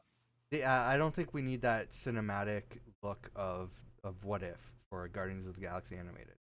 Yeah, Maybe something more along the lines of Spider-Man. What's the animated show that they're calling it now? Spider-Man freshman year. fresh. Yeah, Yeah, yeah, maybe more in that style. yeah. I can see that. Yeah, but I would love for these characters to continue on, but I don't know how they would go about that. Yeah, it's sad. When we get more cosmic characters, I can see them showing up in those movies as like side characters then, but like other than that, yeah, it's just kind of sad to think that these characters that I think really helped this franchise honestly at the midpoint, like And just are gonna kind of fade away. there's so much skepticism about the first movie because nobody knew about Yeah. these characters, and they I showed even up remember and being like, I don't know who the hell these. I mean, I knew who they were, but I'm like, I don't think anybody really knows who the hell these people are. And yeah, then it was for amazing. I didn't. You know, like even reading the comics, it didn't have a lot of crossover for the comics that I've read. But when they announced the movie, I loved everything that they put out so far. So I'm like, what are these characters? I'm interested. That's when I started reading the comics. I'm like, all right, these comics are fantastic. I'm so excited about the movie. And the movie was like beyond my expectation. I love the movie. So Yeah, like that was the thing too. Beyond expectation, I think is yeah. the perfect word to describe Guardians of the Galaxy. Hmm. I know people didn't really like the second one as much. Apparently, I liked it more. If I'm being honest, I I think I the feel second one like has such emotion in it. from what I've heard, I feel like most people like the second movie more. Really, Yeah. on most like things I'm on, everyone's shitting on the second one. They Wow, all that's like, surprising. yeah, it irks me because Listen, it's so good. they're both great movies. They're both great, but I mean, like, I had a horrible experience with the second movie when I watched it in theaters. It was a bad theater experience. oh It boy, kind of tainted the movie for me, but I also didn't like a few other things. I felt the story in the first movie was better, and I did like Peter Quill's father from the comics, and I was excited for them to introduce that Jason character. of Spartax. Yep. I was excited for that character to show up in the MCU, and then James Gunn's like, "No, we're gonna make it Ego the Planet," and I'm like, "Why? Why Out that of character?" nowhere. But I'm grateful that they did that because the the interesting thing that I will bring up another like side tangent here, Uh-oh. but that paved the way for Deadpool and other things happening going forward because Ego rights were with Fox as well as the Skrulls. And Wow. and at that time, Fox is like, "Hey, we're doing Deadpool because Ryan Reynolds leaked the the teaser footage, Yeah, and the test internet footage that we wants put out. the internet wants Deadpool." So like, "Hey, we're making Deadpool. We want to use Negasonic Teenage Warhead, but according to our contract agreement, we have to make sure that the character stays true to the comics. We want to completely like change the character so it's completely different from the comics, has different powers, different look and everything." Marvel's like, "Okay, you can do that. We want Ego and If. Skrulls." And they're like, yeah, a fucking planet and like nobody villains from Fantastic Four. That yeah, sure, go ahead. Man, that kind of thing too is such like a like because if you're a fan of the comics and you're like, Yeah. oh yeah, yeah, just take the scrolls, I'd be like, Yeah. dude, you did not know you just had on your hand there. You have like a full hand. But yeah, so you know, Ryan Reynolds leaking that Deadpool footage led to us getting the Guardians of the Galaxy that we know today. That's kind of crazy, in all honesty. Yeah. Thank And you, like Ryan. Captain Marvel and all that stuff too. So Wow. Huh. one thing Well, I I mean, will not. Oh, yeah, yeah. no, go ahead. I was gonna jump onto a different thing because it was a kind of like a little segue from Yeah. Ryan Reynolds. We could like do like a little mid-topic On Deadpool. on Deadpool. What A I little will bit of that. what I will end on for Guardians, I'm seeing like rewatching the trailer here. So Cosmo is in this. Yeah, I'm so excited. I'm stoked. Cosmo is my Seeing him favorite actually in character action. from the comics. So yeah. There's this one Scotty Young issue of the Rocket Raccoon comics where he's doing a mission for Cosmo and it's like some like death-defying thing. Oh my god, how am I gonna get out of this? And the thing at the very end is one dog treat for Cosmo, and that's the whole thing that he went for. It's so good. Cosmo's I great. remember from the comics, I think he was like running nowhere. Like he was like in charge of everything. So like Let's see that. yeah. Cosmo the King. King Cosmo. Yeah. If they don't do that, then they should have called us. You Oh, want man. to move on to Deadpool? I just want to say like a little quick thing about the whole like TJ Miller thing. Will work with Deadpool again, just because it's like. No, I only included this for the laugh. Yeah. Because like did you read through this? TJ Miller's going through like, isn't he like not going through a great situation in the first place? No, he's a piece of shit. Yeah, he's getting like, what I can't think of the word, but he's like getting like mass criticism from like people recently. My notes here is so I put in we have like a document here. I put TJ Miller won't work with Ryan Reynolds again, and then I put like my own comments. LOL. Okay. Lol. Okay. See ya, buddy. Like Yeah. we didn't really need you. I don't think. No. Like, I don't think you're not really like a spinal. Like you're not a vertebra of this goddamn spinal cord that we're holding here. He said he felt like there was like an awkward chemistry with him in the second movie, and he said it's weird that he hates me. I don't know which way to read into that one way or the other. I know, like that's so hard because of the fact that like maybe Ryan Reynolds is like not a great person, right? Like that's hard. This is coming from TJ Miller though. I know. like you know, look at the source. I have a hard time like trusting a lot of celebrities in that sense. Like if I hear that they're like Miller. I know, but if I hear that Ryan Reynolds is a diva, I wouldn't doubt it. Sure. Like you know what I mean? Sure. I'm just saying, everybody loves Ryan Reynolds, okay? And nobody loves TJ Miller. You say that though. I mean, well, I think there are many people that don't like Ryan Reynolds. I think some people are like overstimulated by Ryan Reynolds. Gotcha. Yeah. But I know that TJ Miller is a horrible person in real life. Yeah, terrible guy. So honestly, get out of it. He suffered from some pretty bad stuff. So you know, I don't like to hate on the guy so much. Like I appreciate what he's been through, but also other things that he's done can't really defend. So I think he's a horrible person. I really don't care what he says about Ryan Reynolds, and he does not need to be in the MCU. So goodbye. Yeah, I don't think like, Marvel would really want right? him. I was like, yeah, Disney ain't gonna be like, yeah, TJ Miller, come on, bro. No, they want to stay far away from you. You're fine for Fox, an R-rated Fox movie, but you know Disney, they're not gonna have you, bro. Disney will play it safe all the time. Like looking at you. Oh, actually, I can't remember your name, but Cara Dune from Mandalorian. Can't remember where you're at. Mm-hmm. From Deadpool. Yeah. Gina Carano. There it was. Gina Carano has me blocked on Twitter. They literally, because they gave her chances. Like she had several things happen where it was like, oh, that's a little controversial. And then finally they were like, all right, this last one, that's enough. What happened to my slideshow? Now we're in the streets of. Yeah, it's my wallpaper background. Oh, okay. We got it back up here.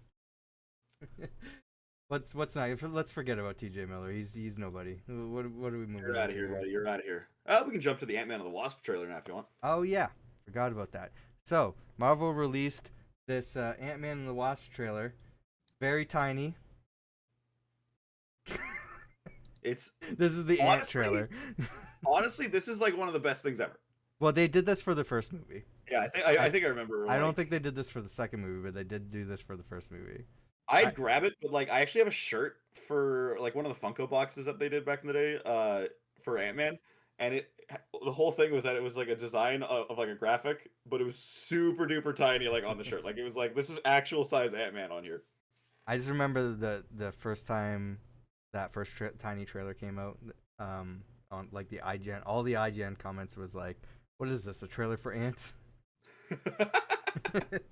Perfect, dude. Oh my god, they should have got Ben Stiller in this movie or something like that, and then like Yeah. he still might be. I don't know if we would ever see Ben Stiller in the MCU. I think we'd see him in a comedy thing like for like 5 seconds, kind of like that same kind of capacity as Matt Damon in like Thor. Sure, yeah. Because the thing I know, the thing I've heard most recently about Ben Stiller is that they're trying to push him to do another dodgeball movie. What? Okay, just don't. Well, don't. I would be okay with that. But I mean, like, can we just not maybe? But they did the Zoolander thing, like they brought Zoolander back. And, and I guess he wasn't proud of that coming back and the response to it, so he's like hesitant on doing a dodgeball movie. I would be too. Yeah. I would just be like, yo, let's just like maybe let it lie. But it seems like everybody else wants to do it. Like everybody else that was involved in the movie. Bet they do. I bet they really want that paycheck. I think they had a fun time doing it.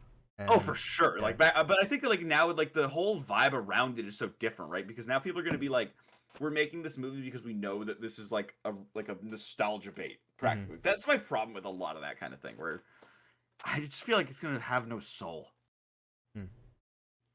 Yeah. Well, Quantumania. Yeah, Quantumania. This trailer looks great. Bill Murray's in it. Awesome. Actually, like I think this is one of my favorite Marvel trailers in a long time. This is what's kicking off Phase 5 for the movie side. So this is Les films. This is introducing it. We're seeing Kang finally. This is going to be the villain in at least one of the Avengers movies. So yeah, we're getting Jonathan Majors returning as Kang the Conqueror. Yeah, not like his kind of premiere, but I mean, like kind of his premiere. That's the problem with this character is like, are people going to be able to understand? I mean, I guess he died in Loki, so it's going to be like obvious. I don't think I doubt that you would have need to have watched Loki. Oh, for sure. To watch this movie. Now technically they're a different character. Yeah, exactly. But I just mean that like people like kind of like who've seen that and don't really understand what's going on, like how we do for sure. Like we all know who this guy is. Yeah. I just imagine that for them it's gonna be like, wait, didn't this guy like what happened here? I already like it in this trailer so much that like a theme is kind of being shown here with like the beginning and the end with what Kang said, where he's going through this thing like I go everywhere and I get the same thing. Hey, Spider-Man. And I'm like, that's beautiful. Yeah. But then at the end, like how Kang was like, "What are you gonna do, Ant-Man?" Yeah. That was. Now I will spoil this. Great. I will spoil this. The Comic-Con people had a different trailer. Yeah, they did. I heard a different line for sure. Kang's line was, "You're Ant-Man," or no, wait. He says, "I'm Ant-Man. I'm an Avenger." It's like, "You're an Avenger. Have I killed you before?"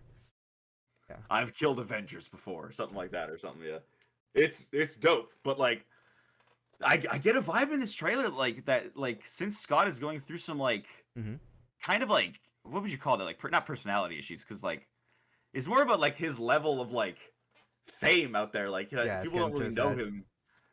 I don't know if I'd say getting to his head. No. People know who he is because he has the podcast. That's true. Podcast. He has a book. He's that's the whole thing about this is based on the plot of the footage that people have seen. He's getting very popular. Like he's the only Avenger who's talking about stuff. So he's like letting that level of. I gotta watch this trailer again. Yeah, he's letting that level of success like get to his head, and he's like, this is what he's doing with his life now. Is he's selling stuff based on his appearances as an Avenger. So that's why he has the podcast and all of this other stuff going on.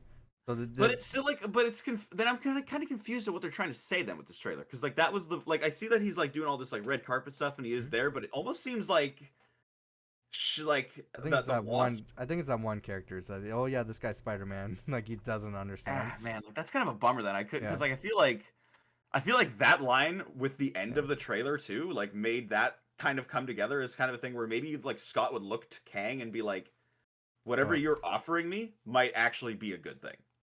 uh, yeah.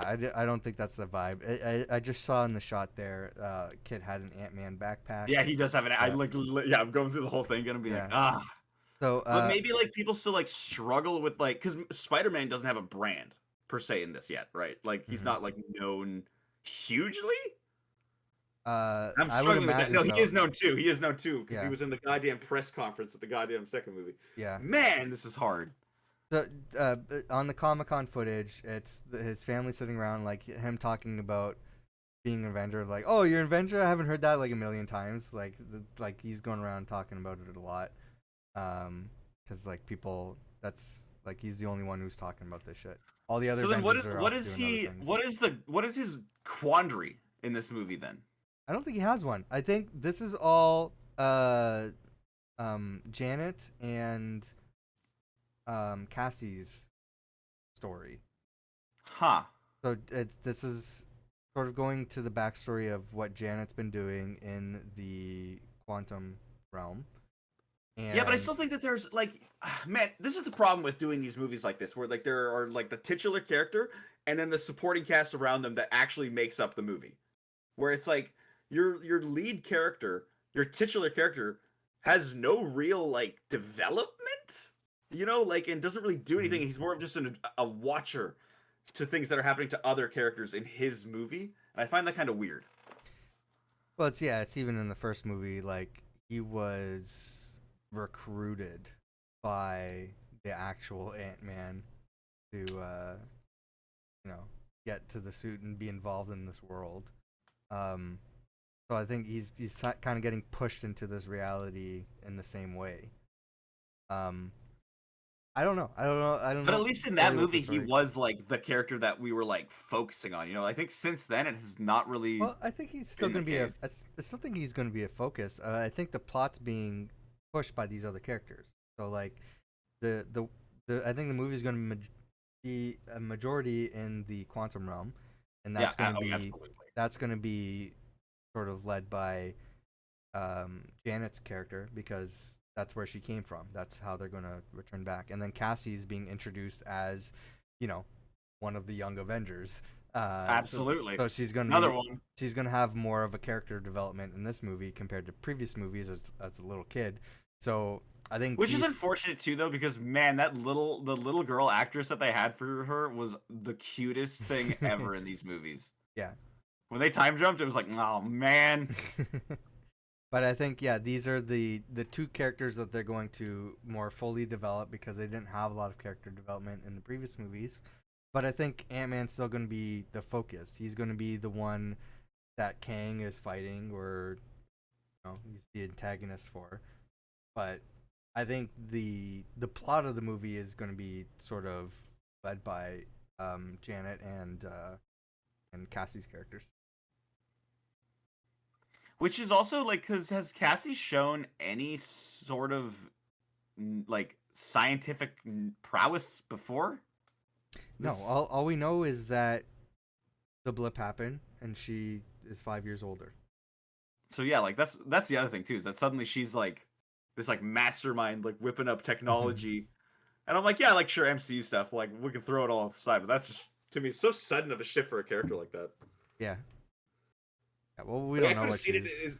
as if it had been like Janet doing some more shenanigans and then she messed up or something like that. I don't know. Yeah. Maybe that'd be repetitive. I think based on the Comic-Con footage, she's working with some sort of group. I can't remember what are you talking about like the people that live here, right? Like I can't remember what those are called. No. I'm just talking about Cassie. She's some sort of like group of vigilantes or something. Okay. That's like In our world. Yeah, I think. Yeah, in our world, where I think she's trying to follow in her father's past footsteps, where he was like stealing things Oh from the rich no, Cassie. and like trying to give it back to the people. That's Um, good, but like, I mean, you're gonna get in trouble. yeah, So I don't know how that ties into her building something for the quantum realm. You know. and especially like, because my thing with that was like that she does it, and everyone's like, "Wait, this is what this is." So it Yeah. clearly indicates that like nobody was aware of what it is until she turns it on. Yeah. And it's like, well, what? Whoa, whoa, whoa, whoa, whoa! Maybe don't do what you're doing and ask the people who were literally in the quantum realm at one Yeah. point. Is there But anything yeah, I else? think this looks awesome. Yeah. I don't know, like Marvel, you always do a great job at picking music for your trailer. Yeah. The song in this one, banger, Mhm. fit totally perfectly with the vibe. The visuals, I think, The look visuals great. look great. I think this is going to be like a sort of like a Tron situation for me, where we're in the real world for a little bit, and then we're just like shoved into this visually different universe that we weren't expecting. How'd you for 1 second, Till? Mhm. How did you feel about Tron Legacy? I loved it. I actually like think that movie is really underrated. It's one of my brother's favorite movies. Like what year did that movie come out? Like I don't know. We saw it in theaters though, and yeah, I thought it was great. Tron Legacy 2010. Whatever else came out that year, that was kind of underrated movie of that year. Underrated gem. A lot of people hate that movie. I know, and I'm like, why do you hate this movie? It's Yeah. fine. Like I think it's like fun. Yeah. Or not fun. It's got a cool vibe. I like it. Daft Punk doing the soundtrack. Yeah, that was Yeah. inspired. Like that right there is enough to be like, mwah, beautiful idea. Let's do another one with that. Actually, they broke up. I guess we can't really do it. Yeah. Damn it, Daft Punk! Just because of you, we can't go back and do another Tron movie. I want to bring up some more Phase 4 stuff here. Okay. I don't think we really need to delve deeper into Harrison Ford being Thunderbolt Yeah, we've Ross. pretty much covered that. Yeah, he's gonna be in 2 movies. Well, I think like we said I think he's gonna be a voice. Like that's the thing that makes this Harrison Ford like thing way more voice in powerful. what? Oh yeah, because he's gonna become. No, he's gonna be Thunderbolt Ross in Captain Yeah, he's gonna be America. like, hello, I'm He's- like here. The for, leader is gonna turn him into the Red Hulk. He's gonna be Red Hulk for the Thunderbolt. And then, because if I'm being honest, you could just lie forever and be like, this is Harrison Ford's voice, but it's just him going like, I'm like talking deeper and someone else. You know what I mean? Like, Yeah. he doesn't have to show up ever again. We're gonna talk about something else that is coming soon. Oh, I see where you're going. Oh Where, no! well, where do you want to start off with this? I know. Okay, like I actually really want to talk about the hood thing first. Yeah, because I'm not sure if we've actually jumped talked right on about it. I'm not sure if we actually talked about it on this podcast. I think I think on this podcast we've discussed the hood thing, but I don't know to what degree because I don't know what you're. The article I posted in the document has different footage than this, but I think this is a clearer look of the hood and a side by side of the character from the comics. Wow. But it's so weird having this character in Ironheart. So this character is going to appear in Ironheart. This is one of my favorite villains in the Marvel comics. And his story is crazy. He's just like some guy who wants to be a villain pretty much. He stumbles upon this magical cape that was given to him by a demon. I think it was Dormammu actually in the comics. And he has these mystical powers where he can like teleport and he looks like really evil. He can like turn into like a monster kind of thing. That better happen. If that doesn't happen, I'm gonna be bummed. But he uses that opportunity and the fact that Kingpin in the Marvel universe was kind of like kicked out, like he was scared away by Daredevil at that time. He had to leave the country. So there's a power vacuum, and all these villains are like kind of like trying to be like the new Kingpin. Which in the MCU right now, I mean, that's pretty much happening. If Kingpin is dead, he's supposedly dead. oh my god, that I won't say anything. Never mind.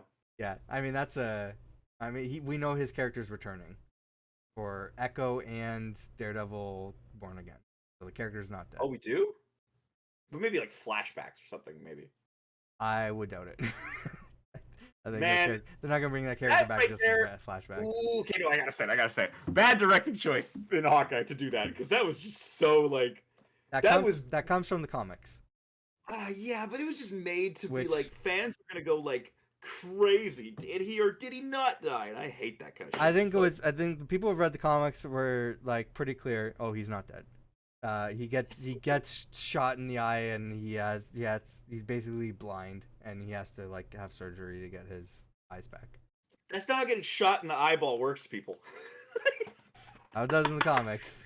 like point blank range gun to your face. Yeah. And it's just like, oh, my eye. It's like, no. Like you are down on the ground, Kingpin. I don't care how big you are. You're down, buddy. So yeah. That's why I'm expecting kind of see something like along the lines of like this, where it's like it's just like scathed down the side of his face or something like that. I don't know. Yeah, maybe. If it comes back, that's if it's something like a goddamn eyeball, like robot eye thing that he's got, I'm out. I'm just kidding. I'm not out because there's a lot of worse things that could happen. But it's clear that they're changing the direction of this character for Ironheart. The reason why I love this character is because he's just like he's so like power hungry, and he kind of like fakes it till he makes it kind of thing. And he ends up succeeding. Like he convinces the villains of New York to follow his lead, to have him be the new Kingpin. But he's bad at it. He just sucks. He just fails all the time, and he has to try to like keep trying to convince everybody and trying to like play the role like I'm this badass. I gotta keep control of everything. I can see that happening within the show. Like, and if I'm being honest, how old is this actor in it? Like, is he around? He seems like a young adult. His name is Anthony Ramos. It seems like a guy who is in over his head, yeah. Like, and like just is like, oh no, like, but I'm gonna keep trying to like ascend this ladder and keep trying and trying. 31. 31. Wow, he looks a lot younger than that. But my thing is with that, like, maybe does he in the comics have redemption ever? I don't know how to answer that. I just like the flawed nature of the character. He not really.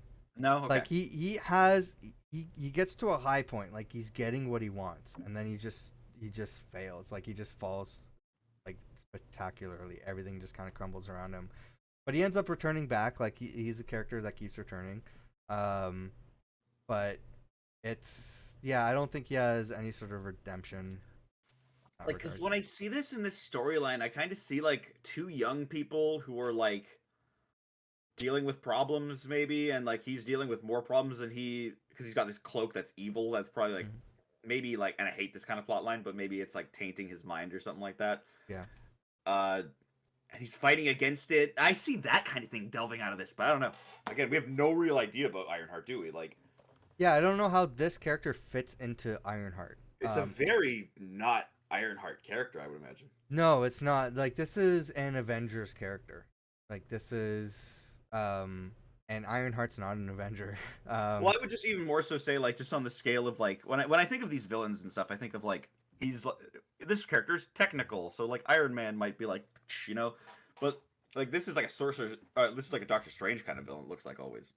Yeah, he has that more mystical aspect for sure. And sorry, who did you say he fought more so though? He fought the Avengers. That's like the whole, like, he doesn't show up in just like mini people's arcs. It's always Avengers. He probably has, not that I recall.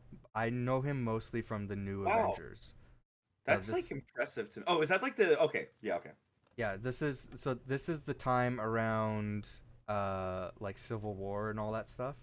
Okay. Yeah. Where he just like they're on the run. They're hiding out in Doctor Strange's mansion, and he's like, the Avengers are vulnerable, let's get them. And like he has like all the villains attack them. Jessica Jones like just had her baby, and he's like, they're fucking attacking the mansion while my baby's here, and Spider-Man's like, I got her, I'm getting her out of here. So yeah, it's a crazy story, for sure. But Man, I would love if Marvel ever had the balls to do something like that. that would be crazy. Like Sure. if Jessica Jones has a baby and Spider-Man literally has to be like, I'll get it out of here. You know what I mean? Like I don't think that In the comics, weight it's of revealed storytelling- they went to school together, and Jessica Jones had a crush on Spider-Man. No way. Yeah. I didn't even know they were in the same age range. Holy crap. Yeah. Yeah. Well, definitely not for the MCU. Like that's completely different for the MCU. I'm in. No, I'm in. Like if they did that, I'd be like, yes, finally some like, not like stakes, but like some. That would be intense. Like that would be in a movie. I'd feel my heart pounding if that was a stake. You know what I mean? Right. But yeah, I don't see how these two characters are related or what the story's going to be for Ironheart. But it fits in with I the love other. Yeah, I love both of these characters though. So I'm excited to have Ironheart. I'm excited to have the Hood finally. I thought the Hood would have actually been, because I was thinking for Jessica Jones, like what villains are they going to put for Jessica Jones? Like they've had 3 seasons of Jessica Jones. The second season they invented a character, which I thought was a pretty interesting take. Well, I can't remember the second season too. It was her mother. Her mother. Like oh right. Oh my god. This show is crazy. I thought, I'm like, hey, introduce the Hood and Jessica Jones, because I thought that would be an interesting character to introduce. I feel like in one of those shows it would have been perfect for sure. Yeah.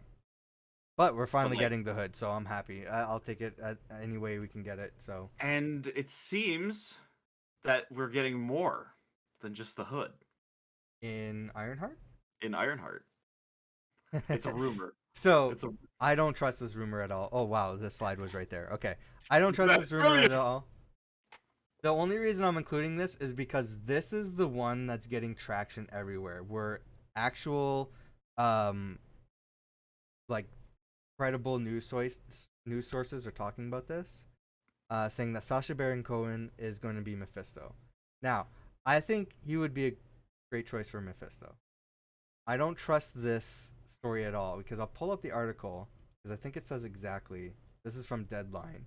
They're saying a source close to the production confirmed to Deadline that there is talk on set about Cohen being part of Ironheart. He's been spotted at Marvel facilities located at UK's Pinewood Studios. So they're hearing from somebody on the set who heard something. I'll take it. I'll take it and run with it because This is like, it's so weak, this link. This I'll could mean take anything. run with it. Not even because- that. This thing likely playing Mephisto. They don't even know for sure the Well, like, source. okay, let's consider this because we just talked about this with the Hood. Yeah. The Hood gets his cape from a demon. From Dormammu, right? yeah. It would make sense that. Change that from Dormammu to now Mephisto. Yeah, it would you make got a bunch sense. of people freaking out. And I think it would also maybe that's the problem though, is because like having these two characters in Ironheart in the first place is kind of weird. But Mhm. like having them together makes sense, but separate from Ironheart. I don't know. I can't wait to see how that kind of works. That's my Yeah. big thing with that. Yeah, for sure. Now, I think it would be a great casting choice. I think it would be very interesting to have Mephisto show up in Ironheart. Nobody expecting that. Because And I think thought- played by Sacha Baron Cohen, who like could Yeah. play it comedically, but when it calls for it, Yeah. be scary. I think that would be really cool. That's what I'm excited to see with this. Like Mephisto is a character that casting is very hard for me because it's like you have to really embody both things. Where it's like you have to be kind of goofy, but also intense. You're a demon. You're I like- feel like he could play a devil. yeah, I Yeah. think he's a really good actor. I mean, like he in some of his more like intense roles, like damn dude. He was in I can't remember. I think both of these movies actually. He was in Les Mis and Demon Barber of Fleet Street, Sweeney Todd or whatever. So like both of those, he was really good. So it'd be cool if the rumor is true. I I'm don't think there's any credibility towards this rumor in particular. But we'll see. I'll take it. Take it and running. How much more time you have? I have as much time as you got, man. Really? Okay. I'm, Yeah. I'm free all day. We can make this we make this a long podcast and go through Let's everything. get this news done. We want to end on the final phase 4 thing that we have on the list here. Let me pull it up here. We're going to talk about Daredevil. Daredevil. Born Again. What do we know? So, Charlie Cox has been interviewed recently because there's been a contention about whether this stuff is in the MCU or not. And then he made a comment on the announcements, like the big announcements for the Disney Plus Day or whatever, about this sort of thing. And he, I believe, paraphrasing, his words were, "I feel like this is we're starting fresh. It's not a continuation," basically implying that this is going to be a reboot. Not Man, this is involving also the kind of hard thing about like reading into people's words, right? Because like you and right, me, because like what he said, the way he said it, it was he said, "I don't know." He said, and the way he interpreted it as is it's going to have a different feeling, and but again, he said, "I don't know." That based on the title, Born Again, which I've always felt was, hey, we're bringing the character back under Marvel Studios, right? We're reintroducing the character. It's not going to follow the Born Again storyline, which was done in season 3. It's a meaning, which is Marvel has done in the past, reusing those titles for different meanings. Homecoming. Yeah, it's just a way to say, hey, this character's back. But I think also like what I mean is Charlie Cox is like, oh, this is like, it feels like a fresh start. Yeah. Like, and when he says that, like, I don't know if we should like necessarily interpret that it's like a new begin, like, you know what I mean, like a reboot of it. I think we should just interpret that he's like, yeah, it's like if you wanted to get into it, you can get into it this way. Like that's kind of that, or like even just a personal level of like, yeah, it felt like a fresh thing to get into. It was nice. It was new. Well, did you oh man, I thought I had the link set up to the quote, but they asked him, hey, is this a continuation? So he was it was an interview for Entertainment Weekly here, and I'm trying to find the exact quote because I want to read it. This isn't the quote that I just talked about for Disney Plus Day.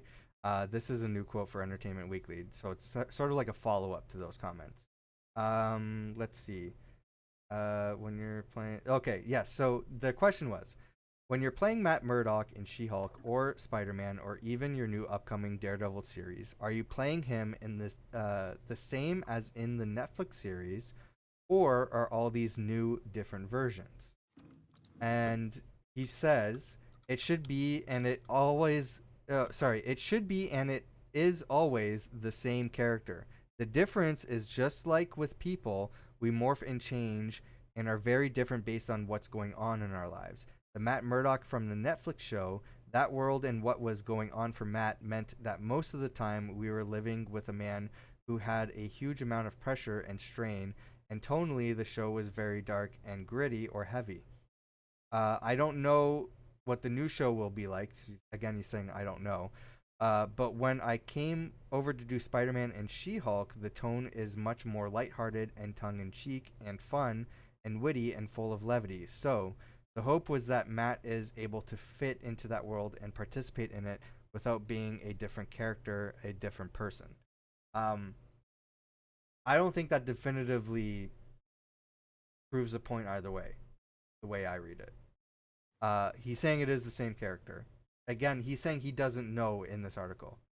But I think he has a little bit more context now from back in Disney Plus Day to realize where the show is sort of heading towards.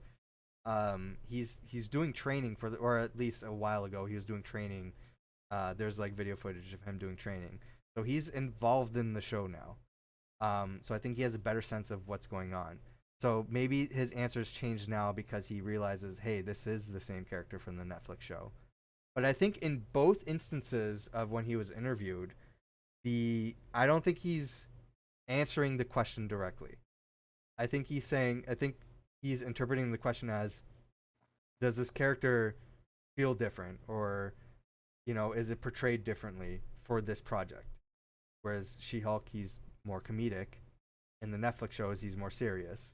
I think that's the sort of answer that he thought he was answering. Yeah. I don't think he's ever considered the specific question, hey, is this story canonically in the same timeline in the same universe as the new show that you're doing? Yeah, I don't because think he's ever the actors are just acting people. Like they love their characters sure to an extent, but like they don't get to think about it the way we think about it because they're acting it. Exactly. You know? So. That's exactly the point. So but the thing is, like, I feel like I'm losing my mind with this topic because What a thing to take a drink to. because the internet, I don't know what the internet is on. They just the Disney Plus stuff happened. They, like, Marvel said, hey, we're doing Disney Plus, and people are like assuming, okay, the Marvel shows which we like, there's like a light switch, like the internet just flipped. The Netflix shows which are part of the MCU, they've always been established that way. Oh, hey, we're doing Disney Plus. Okay, immediately those shows don't matter anymore. Where are you getting that from? And now every single interview that these people make, even when Vincent D'Onofrio says, hey, this Kingpin's the same guy, people are like, yeah, but is he though? Right? The internet has just decided that these shows are no longer canon. And now Charlie Cox has been interviewed and they're saying, see, it's a different character. I'm like, well, he says he doesn't know. And now since this interview came out, it seems like the internet's like, oh, I guess they're the same character now. But he didn't say anything that confirms that. I'm going insane thinking about this. Like, where's people's thought process on this? Takes a drink. I'm so pissed off on this subject. Like, no, and I get it. It keeps coming up though. It's just stupid because it's like, I think I agree. Like, I think we should just kind of look at these and be like, yeah, they're canon. If you don't want them to be, sure. In my mind, Kevin Feige wasn't directly involved in these TV shows, but he has been in discussions and in interviews and stuff talking about how the shows are related, how they're being handled by Jeff Loeb, but they still talk to each other, and the idea is for these shows to interconnect, which never really happened because of other issues, political issues, and stuff like that. But now everything's and like timing in general, like that project is an undertaking. Like, yeah, exactly. A lot of people try to do these things without the awareness of like how hard it's going to be to schedule all these things together. How hard it's going to be to like. At the time, Kevin Feige was only doing movies, and it's hard to coincide this stuff being handled by another division. Under the same company, I should mind you. It's not like Fox was doing Marvel Netflix shows, right? It was still Marvel Disney. It's still their stuff, right? So it was always pitched as interconnected, and Feige had some sort of role in that. He had some sort of not like direct action, but he was working with those people, right? And their TV shows versus him working on movies, completely different projects that had their different timetables. So nothing really worked out. Nothing really flowed together. It had a hard time, like, actually. It's even, we sort of see it with Disney Plus a little bit, but they're being better about it, where it's just like much better. It's better for sure, but it's just like the fact that like things are having to kind of wait for each other, and like we have to. I don't know. But now it's all under Feige. He has more control over it and how things interconnect, right?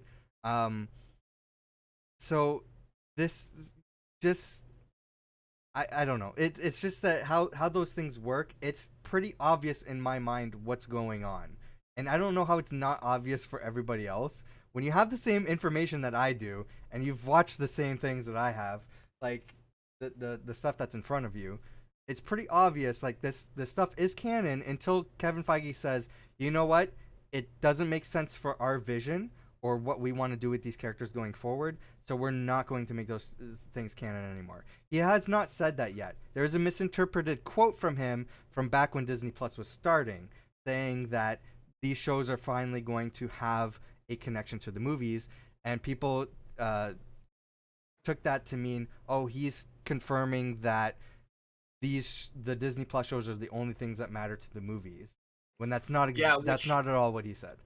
Yeah, he just more so was saying, I think, at that point, like, now it's going to be nicer to have these things, like, kind of actually flow into each other in a sense. Because, like, a thing like WandaVision is cinematic, right? Like it's actually it was made with next things in mind and already setting stages for other events. Yeah. Which is like something that Netflix shows kind of they were just like, we're gonna make a Daredevil show. We're not gonna make like a show about like, I don't know, I can't even think of what was going on around that time, honestly, in the universe. We're not gonna make like a Hulk show about how Hulk got from like Earth to Sakaar. You know what I mean? Like that we don't need to do that. But like right now that could kind of happen with how like Disney Plus does it. Also, the actor who played Elektra said in a tweet that she's not going to be cast as Elektra in Daredevil, or she wasn't contacted to. The character died twice in the Netflix series. I wouldn't imagine her to have come back.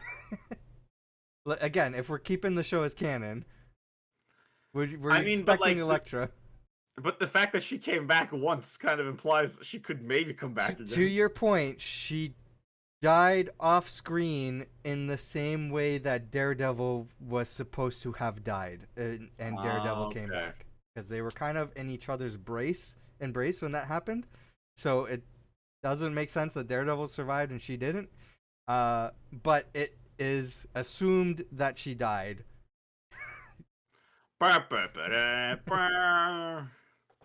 Yeah. But I think that Elektra is kind of like one of those characters that, when you think of Daredevil, I think of Elektra as well. So it's kind of unfortunate that it might not happen. But We've had 2 seasons of shows with that character, though. Yeah, but I think that like she's still kind of important. She's like, sure. Is Daredevil like, who's Daredevil's love interest? I think no, I haven't rewatched season 3 yet. He was. We're just talking the comics in general, like anyone who's ever kind of interacted with. Karen Page. I thought it was Elektra. Like, isn't Elektra? Yeah, Elektra. Yeah, he has a thing on and off with Elektra, but also Karen Page, which they delved into the. He has not had any other like superhero relationships. I don't read Daredevil comics, so I don't know. Sorry. Yeah. No, I think that she's like important enough to the character that I'd want it around, like just like the Bullseye kind of thing. Like if we're going forward. I'm not saying like that what the character in the Netflix show wasn't important or discrediting that. I think it was. No. I'm not saying you weren't either. Yeah. It was. She had a great character arc in that series, which I think was wrapped up nicely. I don't really think that character should come back. Man, it's just me. I hate that. Like in Marvel, the biggest thing I would, if I go back in time, I would tell them, stop killing people, because you're gonna come to a point later. But where people have that complaint about Marvel stuff where characters never actually die. I mean, like, do they though? Because like. Has that happened a lot? And yeah, they've had like movies like, oh, this character, they seemingly die, and then like, no, they didn't. They're back. Like there's Nick Fury. There's that happened. Yeah, okay. Yeah, but that was kind of like the whole Infinity War thing. That. Like half the universe died. But that was like a cinematically like they had to do that, because imagine if in Infinity War like Thanos just lost. Like how lame would that have been? That's typically how it works, but yeah, like it just like had to happen that way to bring all these people back. I think prior to that, the only villain that actually won was Zemo in Age of Ultron. Yeah, and his definition of winning. No, not Civil War. Sorry, not Age of Ultron. Yeah, his definition of winning is pretty vague, also. So we got. I don't know if we're gonna end with just the Marvel side or if we really want to dive into the Sony stuff. But there's a couple Phase 6 things. I know one of them. I'm hype. So, but it also has me confused. It has you confused? Okay, we're gonna talk about Vision Quest. There's a rumor, but I think this has actual credibility here. Yeah. Wait. Oh, if this is just a rumor, then I'm sad. No. I think. Okay. So where does this come from? The source. These are sources directly to Deadline. Saying a second WandaVision spin-off series, the first being Agatha and the Coven of Chaos. I will keep reminding everyone that show exists. So a second WandaVision spin-off series focusing on Paul Bettany's vision is in the works at Marvel Studios for Disney Plus, sources tell Deadline. So this is their exclusive.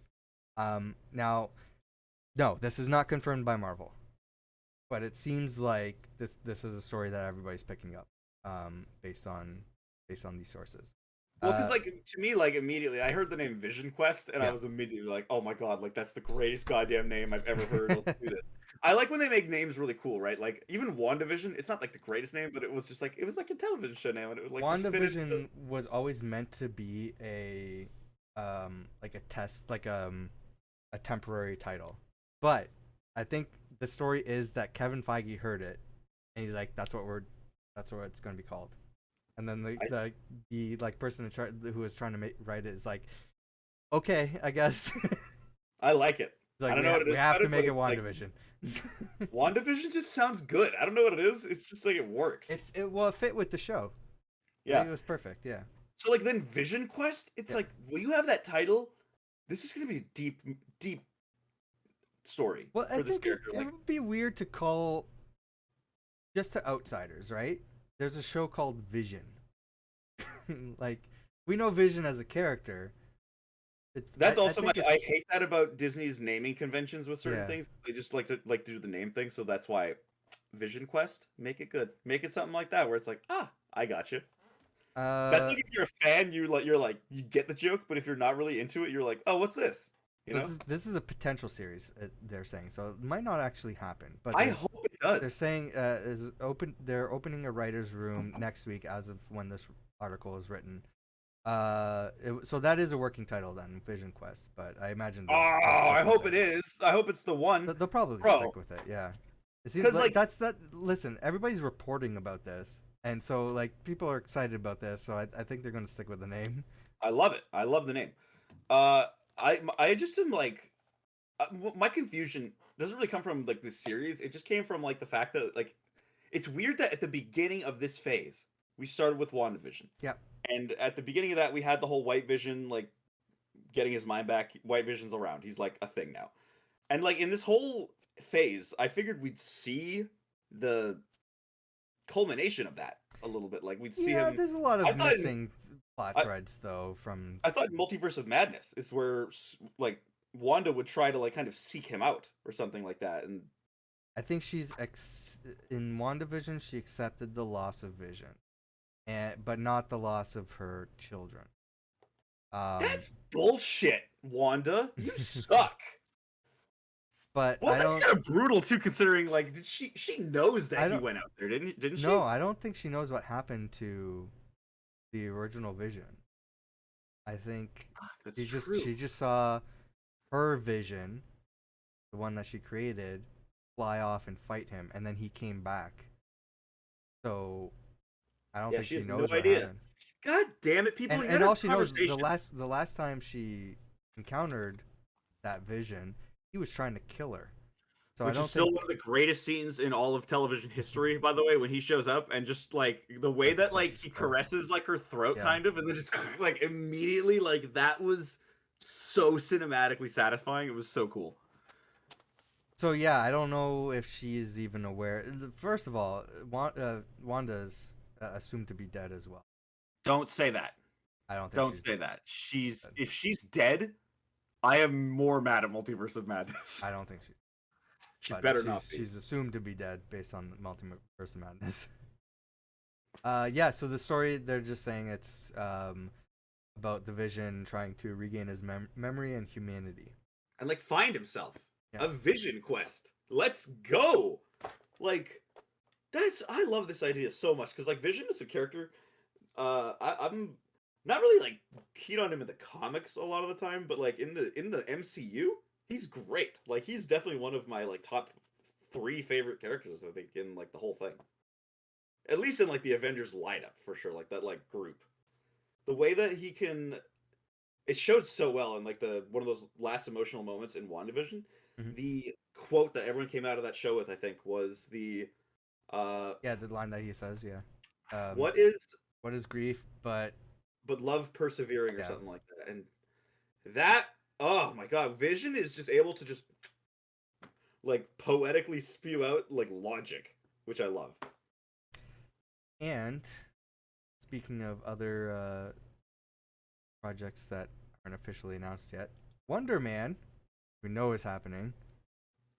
Seems like has somebody cast lead role.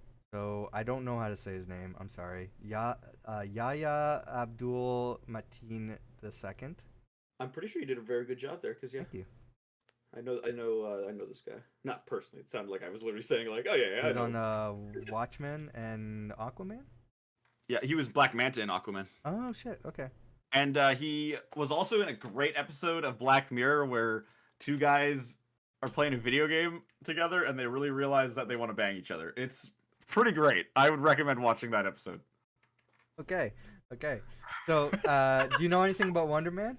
Not really, no. I'm not really familiar with this character. Now I'm not too sure about the history of why Marvel created Wonder Man. I imagine they did so just to Wonder Woman jab.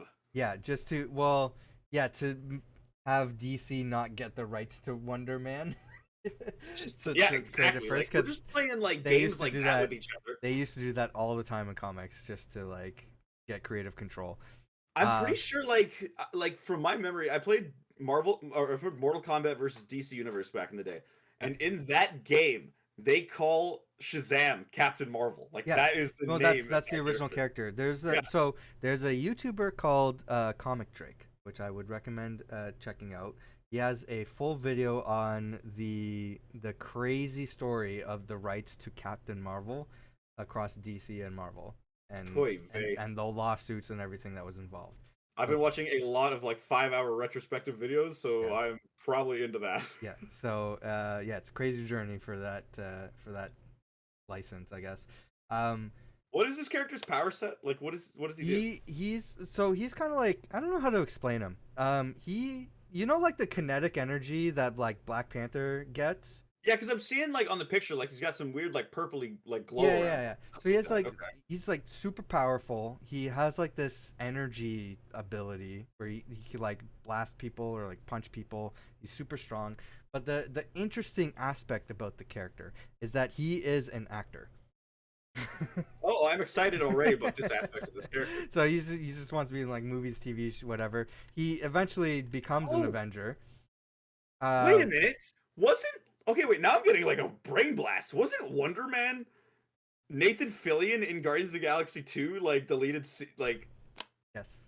That was a thing? Oh my god, now I'm like he was in posters for a character playing the role of movies of like Tony Stark, like documentary kind of things.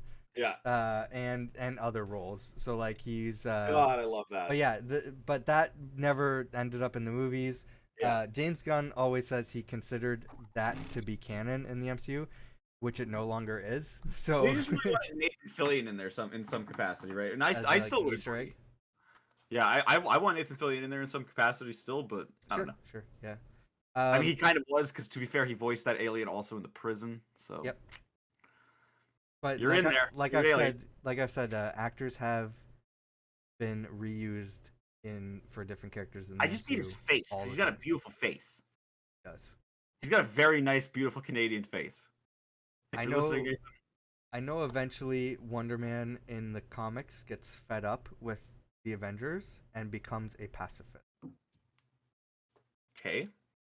So I don't know if they're going to introduce that aspect of the character. Yeah, because I'm going to say, how would that be like interesting in that? Yeah, it's not. I guess maybe for like a few episodes, he's like, no. Okay. And then like it's like, I really got to start fighting. Because if I don't, it's going to be like pointless.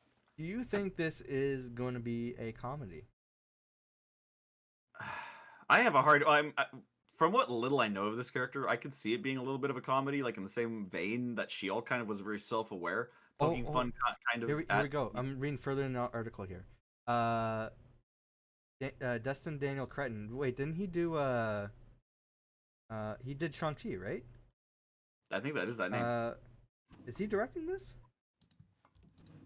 Filmmaker is developing Wonder Man, so he's developing Wonder Man. Okay, and with head writer Andrew Guest, who worked on Brooklyn Nine-Nine and Community.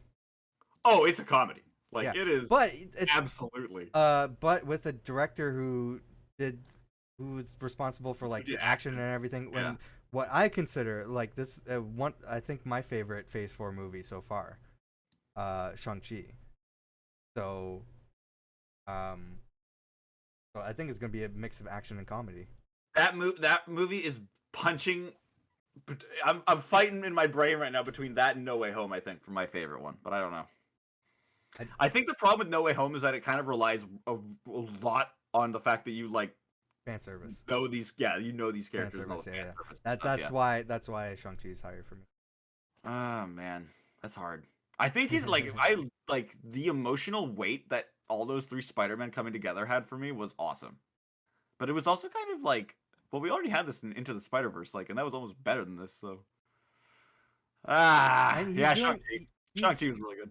Okay, this director is going to be like being a huge role for the MCU right now. Well, he is the new Russo brothers, I would say. He is, because he's doing this. He did Shang-Chi. He's doing Shang-Chi 2, and he's doing an Avengers movie.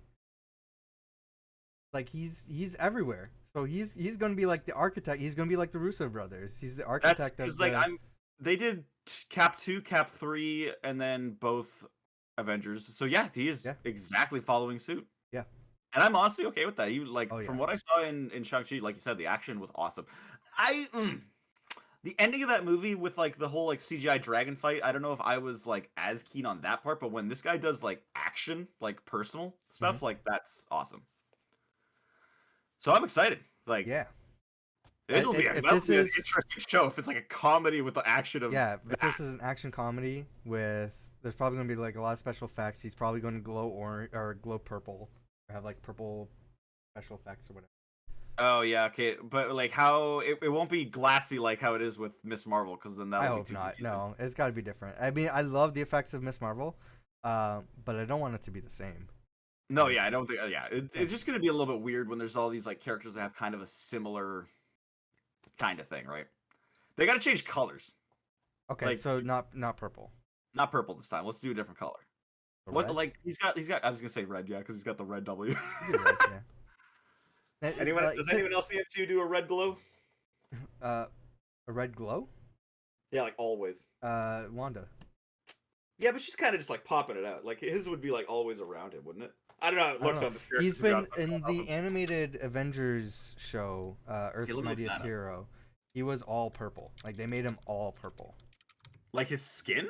Yeah, he was just glowing purple all the time. Okay. Oh. He looks weird, but I kind of like it. Like the Earth's Mightiest Hero version? Yeah, the Earth's Mightiest Heroes version. Yeah, like because it's just gaseous almost, like gaseous purple. Yeah. They never want to go in that direction with these things though, and I think it's cool. They gotta give him the red sunglasses. They need with because it reminds me a lot of goddamn. They killed this character in Black Panther, the bad guy. Killmonger. No, sorry. No, the sub bad guy, the one with the sound blasty arm. Oh, Claw. Ulysses Claw. So like Ulysses Claw in the comics and stuff, people might know him more for looking like a goddamn weird creature, right? Yeah. And so like in the movie, I was like, okay, like he's gonna get to this point, and then we're gonna maybe see him fall into some sort of sound wave machine and become like sound waves. No, he just gets ultimately shot in the gut by Killmonger. But yeah, I didn't like how they ended off that character. Yeah, that was a bummer. Yeah. Well, do you want to go through the Sony stuff, or do you want to end it? I'm down to go through the Sony stuff. All right, let's do that. God, I'm sorry. I'm just busy looking at how cool Wonder Man can be though, because he can grow in size. Yeah, he can. There's a lot you can do with that character for sure. God, he's definitely. I can't wait for this to show up. He's definitely like a lesser known Avenger, but he shows up a lot. There's been a ton of Sony news we never got around to. Sony's got to keep up because everyone's dropping news and they're like, okay. I want to get through the small stuff first because I feel like Madam Web is going to be the main topic here, and our theories of what's going on. But first of all, the most recent news is Daniel Kaluuya, probably pronouncing that wrong, has been cast. By the way, this actor not returning for Black Panther 2 or Black Panther Wakanda Forever, unfortunately. Yeah, that was kind of the bummer about when I saw that. I was like, "Ah." Yeah, but he will be returning as playing Spider-Punk in Into the Spider-Verse.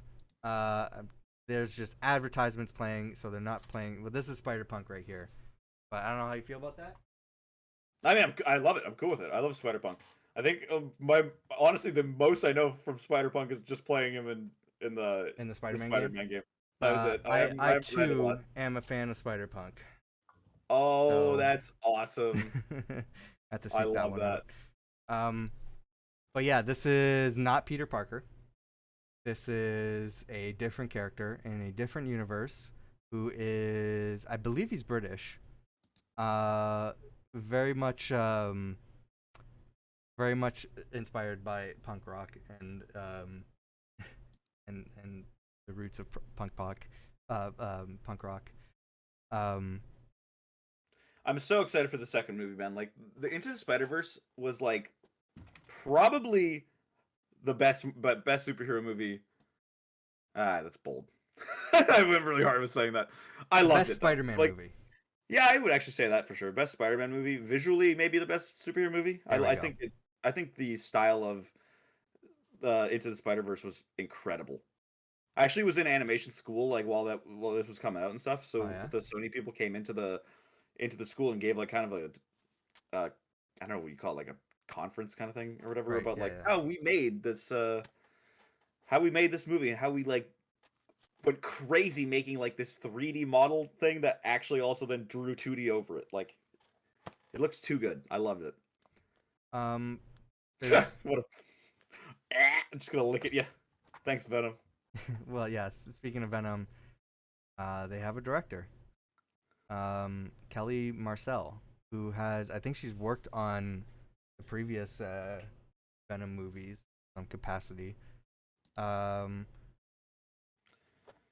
there any like? Trying to see here. Yeah, no. Because I think the article said what she's worked on.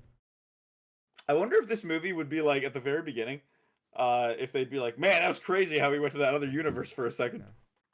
Yeah. She has worked on the other Venom movies. She wasn't the director, but she has worked on them.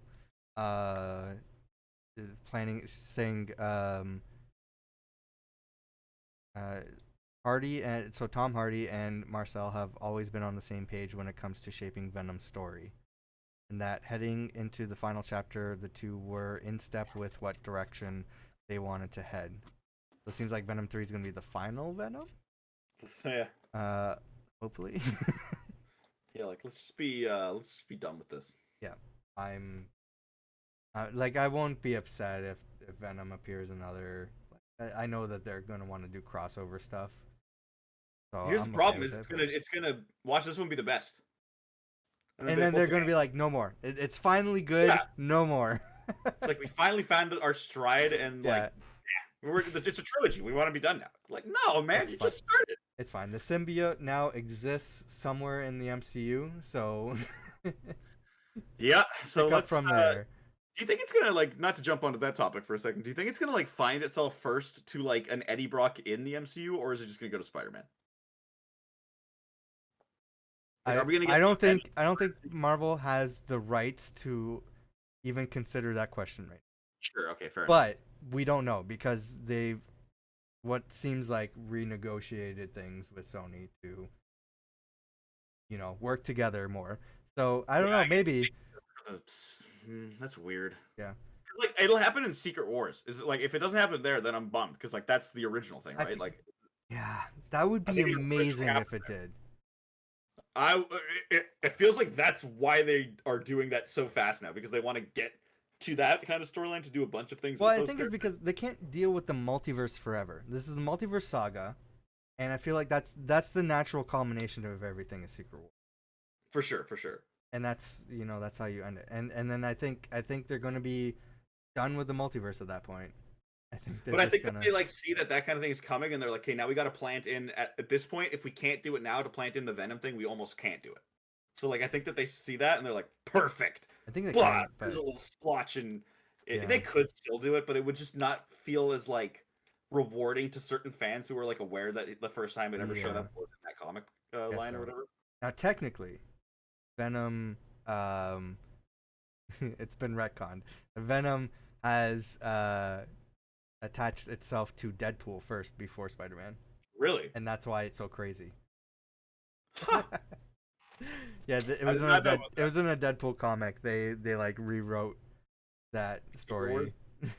I feel like I remember that now that you're saying that. Why Yeah. do I like? I feel like I remember like one of the new Deadpool comics going into like a different style even suddenly and being like, we're in Secret Wars now. That's uh, hilarious. so Yeah, I mean, yeah, like I'll see it, but yeah, I'll see it well, too. But you know, I have a bad taste in my mouth ever since Let There Be Carnage. yep. So yeah, I hated that movie.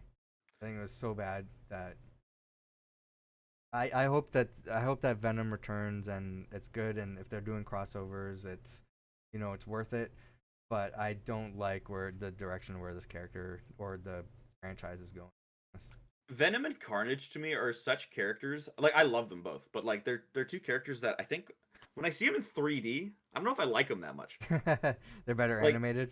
yeah, like they're Yeah. way better like 2D and drawn and like the especially Carnage for me. Like Carnage, especially in Maximum Carnage, like when I think that actually was his like second premiere. But like in his premiere days back in like the 90s, his art is so good.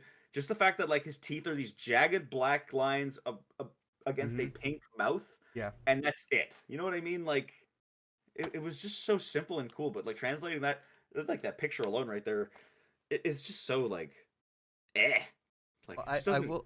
will say I don't feel the same because I'm fine with Venom's look in the movies. I thought Carnage looked great in Let There Be Carnage, and that's about Really. the only thing I liked. Hmm. I just have a problem with over designing things. Is my thing a lot. Like I feel Mm. like it came with like Transformers. It came with the Power Rangers movie that came out. It's like we can't just like do a thing and keep it like simple. It's like we got to make it look extra. Yeah. Whereas like I think just sleeker, simple things make it look cooler. Like imagine if like it was Carnage, but like he was like a simple body type thing, and just around his skin, it was just kind of like always that black and red like Veins, kind movementy of. looking Yeah. kind of thing. You know, like that would be kind of cool.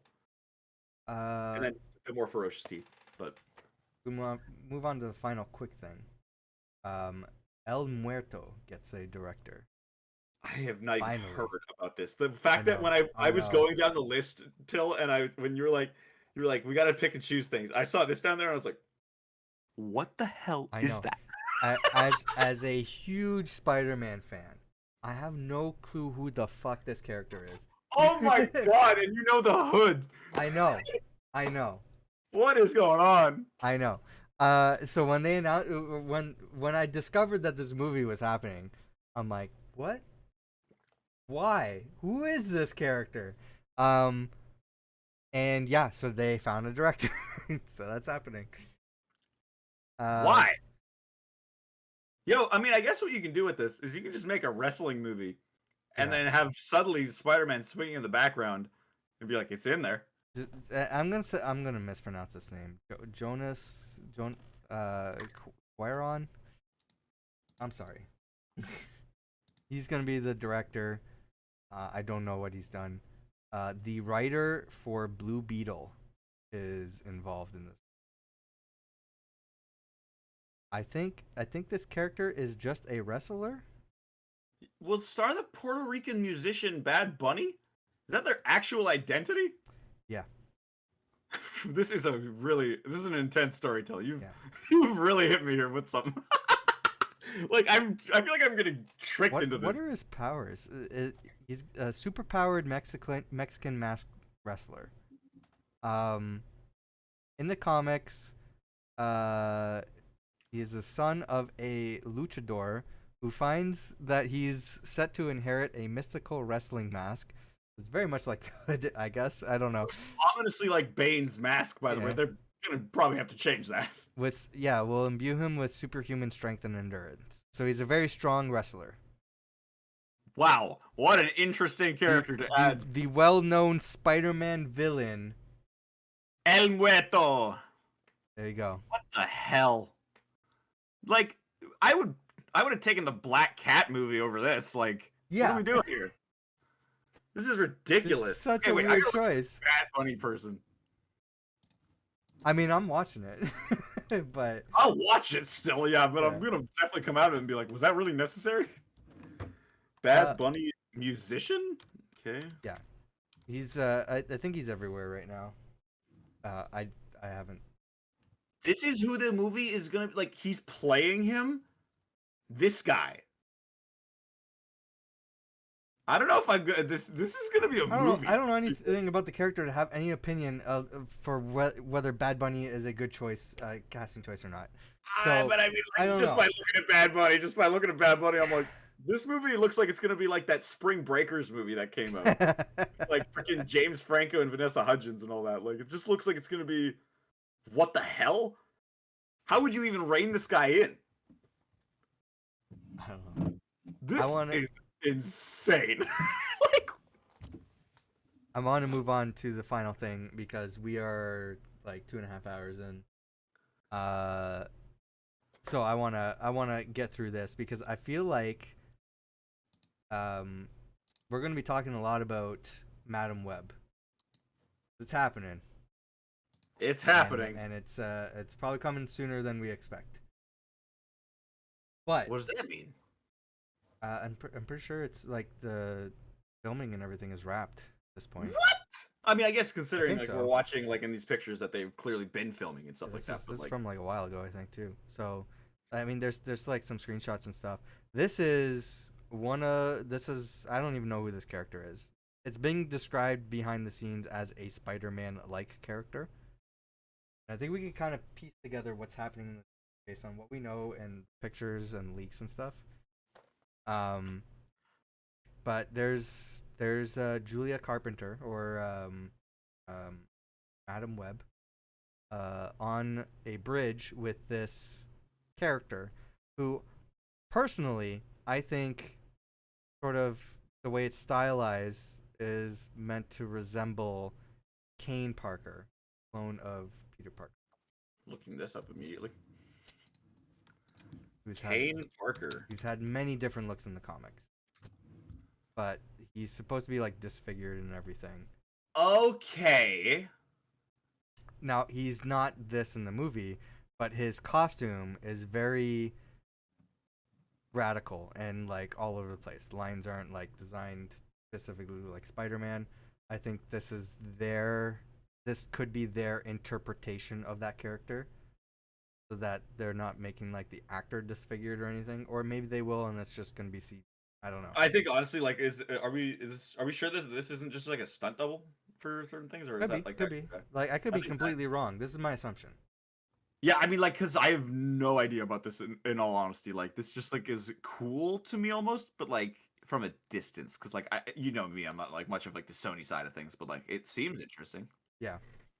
Because like I get like a vibe that this is like a Spider-Man that is like like the dark web. That's a bad way to call that, but I mean, that'd be a good name for the superhero, I guess. Yeah, I guess it might be a controversial name though. Yeah. Don't look me up online. Don't look anything up about this character. We got better looks at Julia Carpenter and the setting for this movie, which we have seen before in the past. Seems like it's gonna be like an early 2000s movie.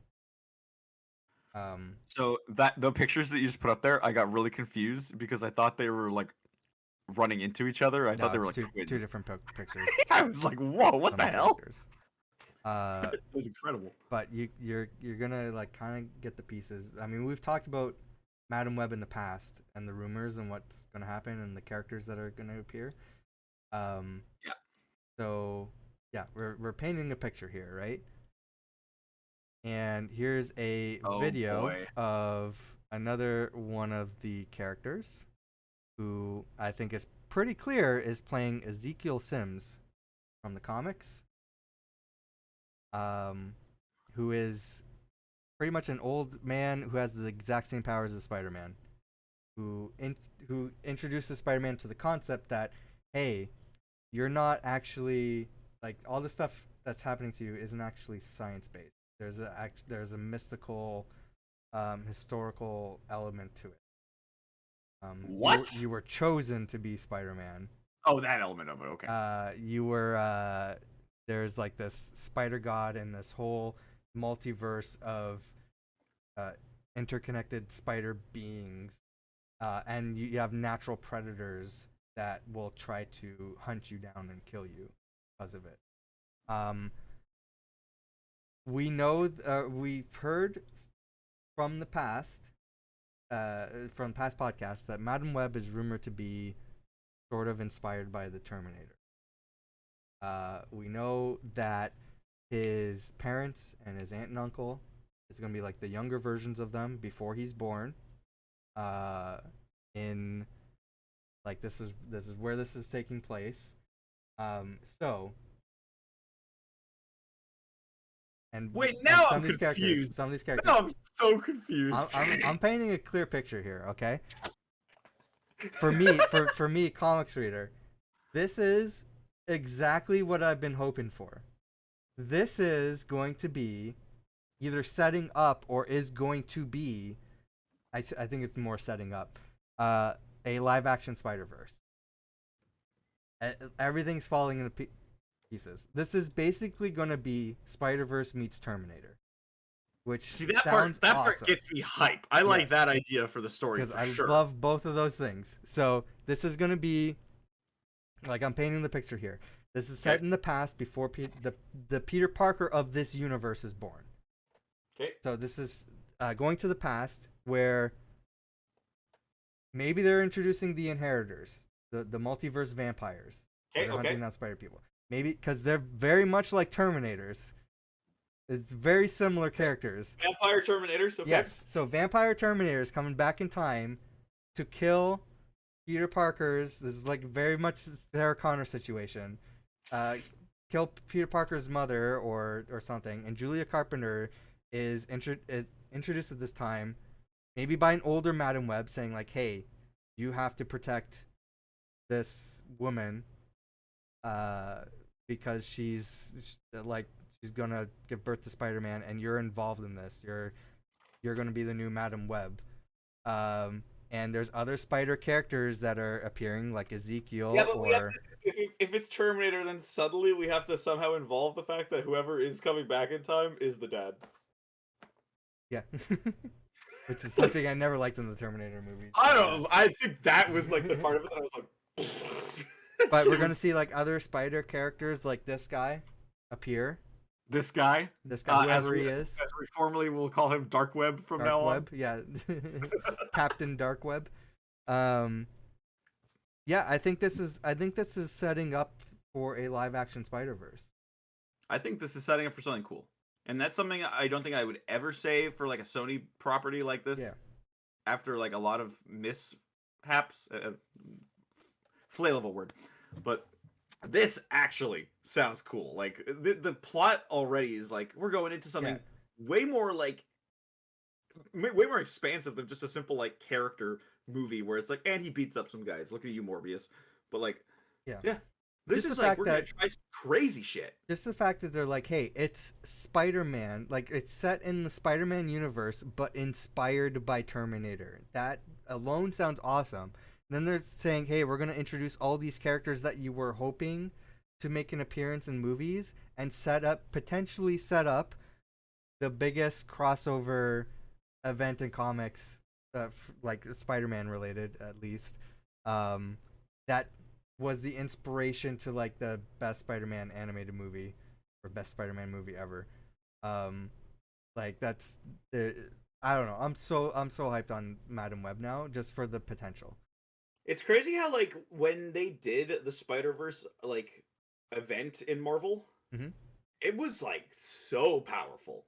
You know, like it has like rippled throughout everything since. Like I think the reason, the core reason, the core reason that we get this multiverse arc that we're getting in the first place in the MCU is because of Spider-Verse's comic book success.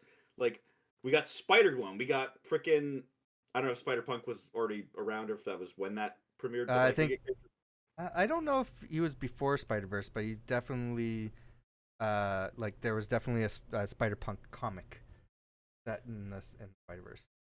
This was right before, but I was gonna say Superior Spider-Man, but never mind. That's not involved, but still, that was also really good. But yeah, Superior Spider-Man started before Spider-Verse. yeah, like right before, pretty much. Felt like I was like reading that, and then it was like, oh shit. Yeah, Like, because we don't get time to breathe here. Spider-Verse tied in because it was, um, yeah, because there's some like time travel stuff involved where it was like, Yeah, 2099 showed up, didn't he? Yeah. yeah, and then further on in the Superior Spider-Man comics, like he realized, oh shit, like back in time, this is when this was supposed to happen. I can't remember exactly how that happened, but yeah, there's some like some Shit. time Good comic shifting. run. Yeah, it's some time shifting involved. But yeah, So yeah, Spider-Man. I'm hyped. Like this looks like a cool project. I can't wait to see more from it. And I mean, everybody's dismissing this movie though because like I Madam Web. Why would you make a movie about that? Like, I'll say that more about El Muerto. Yes. Before I say it about this. yes, Like, I think like Madam Web has like deep ties to Spider-Man and like just the potential that character opens up. It's a multiverse character. It this web or strands of web or whatever across the multiverse, she controls and sees everything. yeah. Like, there's so much opportunity there, and I think Sony realizes that because they have Morbius, Venom, and they want to have ties to the MCU, and this is their way to say, hey, this is our key to make all that stuff make sense, or to introduce more things, and Kraven the Hunter and all that stuff too. And a vulture in an after credit scene. Yeah. But introducing a new Spider-Man, like they could introduce whoever the new Spider-Man is going to be for the Sony side of Marvel stuff. I think they should in this do that. I movie. don't think that they should like have like a one. I think they should have like this whole thing be like there is no They could have multiple. one. What Yeah, they're like saying, there's like no fixed universe. You they're know what I saying mean? Like, in the Morbius Venom universe, which I don't know if Madam Web is part of that, or if like if it's set in time before those events. But because you're saying like it looks like it's set in the 90s, right? Or the early 2000s? yeah, early 2000s, yeah. Did they confirm that, or are we just going off of like fashion? Yeah, based on fashion, the billboards and other stuff that they've shown, but also the rumors and everything. Okay. Yeah, whether this takes place in that same universe or not, I don't know. But I think Sony has said that in the Venom Morbius universe, Which is sad that they put that together too. there is a Spider-Man that exists. We just don't know who it is yet. Like he's been doing things? I don't know. They're just saying that Spider-Man exists. Because that's kind of what made I think it was the after credit scene in Venom 2, where like Venom was like, I hate this guy. Like it made him like kind of aware of like that, but like Yeah. but Eddie Brock was like, I don't know who the hell Spider-Man is, so it'd be kind of weird on that front. I think the character was saying that he shares a consciousness with The multiverse. multiverse. There is a version of Venom in the movie universes that knows who Spider-Man is. Yeah. Which is probably the reason why he was pulled into the MCU. That would be Topher Grace's Venom in Spider-Man 3. Yeah. So he shares a consciousness with that Venom, and who knows who Spider-Man was. But I just mean more so like with the with Tom Hardy's aspect of it, right? Yeah. Where like he doesn't know, right? And so in his universe, if he goes back and then suddenly it's like, oh, there's a Spider-Man swinging around, and it's like, well, that doesn't really make a whole lot of sense. But again, I don't know if people really care about the after credit scene logic a lot of the time, right? Because those are really there to be like stingers for what's coming. Yeah. And I don't know. At the end of the day, like I think certain things can be kind of tossed aside. We know Sony wants it. So Sony had always been pushing for Venom. They finally got what they wanted, and it's been a success for them. So they're gonna push it for as long as they can. The other thing they're trying to push is Sinister Six. So that's why they said, "Hey, we want Vulture." Vulture was a big popular villain in the first Spider-Man movie. I'm sure they want to get Mysterio back as well. But it seems like this is their way to like, how are we going to naturally put in a Sinister Six, but maybe not feature Tom Holland because he's so like we've already renegotiated contracts and everything with Marvel to have him keep appearing in the MCU. But we need a Sinister Six, but we don't have a Spider-Man. How are we going to introduce that? Madam Web might be that, and the Morbius time travel thing with Doctor Strange kind of opened an opportunity for them to say, hey, this is our way to try to figure out how the Sinister Six is going to work. Oh man, I just think that they should just give up on that dream. But like, if they're gonna do it, I think this is the way to do it. Like, the meta, like you're saying, like we can connect all these different universes, all these different like heroes and villains that like can make a team proper, and then go forward from there. But like, I don't know how that movie would even go. Like, that just would be like an Sinister odd Six movie? Yeah. No idea. Because like, are we like when we say that's always been my problem with that movie title. Are we saying a Sinister Six movie like they're the characters and there is like and Spider-Man is like the antagonist of the movie, or like what? I don't think they thought about that at all. They're just saying, hey, this is the big popular franchise. These are the popular characters. This is what's going to get people to buy tickets. But I like because it's just like, why not just at that point be like Spider-Man, Sinister Six? You know what I mean? Like that logic is the thing. I know Sony is still making a bit of money off of the projects that Marvel puts out. Mm-hmm. So it's like, why not just like culminate into like one cool thing like that? That's my problem with Sony's like mentality with this whole thing is like it's a business thing. So it's like we got to keep it on our side and like make it so that we make the most money here possible. I just don't like that logic. I feel like all the time the business is going to harm creativity and like but I think they realize, hey, the success of the character now, because the Amazing Spider-Man 2 didn't perform well enough for Sony, and I think they realize now, hey, Marvel kind of knocked things out of the park. There is, some aspect to an actual like creative process to this, rather than just introducing the property that we want for the quick buck. So I don't know, maybe they're looking at least doing something proper with these characters. Then again, Venom happened. Yeah, Venom happened, and that was a huge success. Yeah, but like it was a success like financially, sure. But I don't know if like. But that's all they care about, like, right? Yeah, for sure. Money is like the big thing, but I think that like I don't know how like that can go for. I guess they keep making fucking Transformers movies too, and those get like shit on every time. But I don't know. I just don't see how like successful it can be after a bunch of things where it's like, well, this is just getting shit. It's kind of like DC in a way where it's like they keep making movies, but somehow they're like able to do that after like such negativity and like I don't know. Maybe Morbius is the wake up call. Maybe that's what they needed. They said, hey, Morbius isn't Venom, and we should have put some more time and care into this project. And I mean, you say that though, but then they released it a second time, thinking that it would do okay. Like, but they did that. The reason why they did that is because of the memes. Yeah, but like it was trending online, so like, hey, people want to watch this movie now, so let's give it a second chance. And it didn't happen, so they're like, hey, they gotta have some sort of reflection. Hey, what happened? Why was things so bad? And you gotta look within yourself and say, hey, this is the reason why. So you gotta look inside yourself and say, what am I willing to put up with today? Not fucking this. I don't know, like, because I think that that's just been a thing in the movie industry for like the last like 10 years or so, where it just feels like very reactionary. Like going on a little bit of Star Wars, right? Like The Last Jedi, it gets that level of what you're talking about, where it's like people, they're listening, obviously. Like The Last Jedi came out and people were like, oh no, I fucking hate that. So now let's like retread backwards and try to fix that, but it didn't help at all because you can't really course correct a broken ship at that point, so. Gotcha. That's just my fear with this kind of thing, because it just feels kind of like aimless-ish. Well, we're reaching 3 hours. I need a bathroom break at this point, so we're gonna end it here. My back is cracking.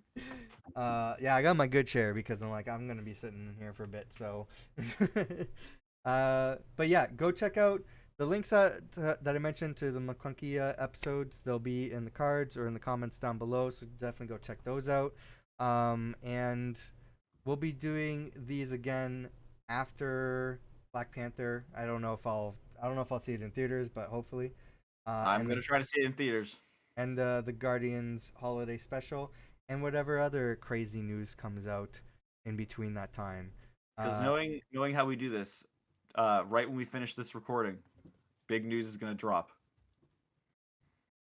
Oh yeah, probably. Yeah. I mean, that's what happened with the Harrison Ford thing. Last time was Harrison Ford. Yeah, for sure. God, really? Like that would have been a thing to talk about. Well, yeah, they'll probably have like a big trailer for something. Like maybe they'll have like another Secret Invasion trailer or something like that. When is that actually coming out? Do we have a date on that? That's the next It's live action Disney Plus thing after Guardians.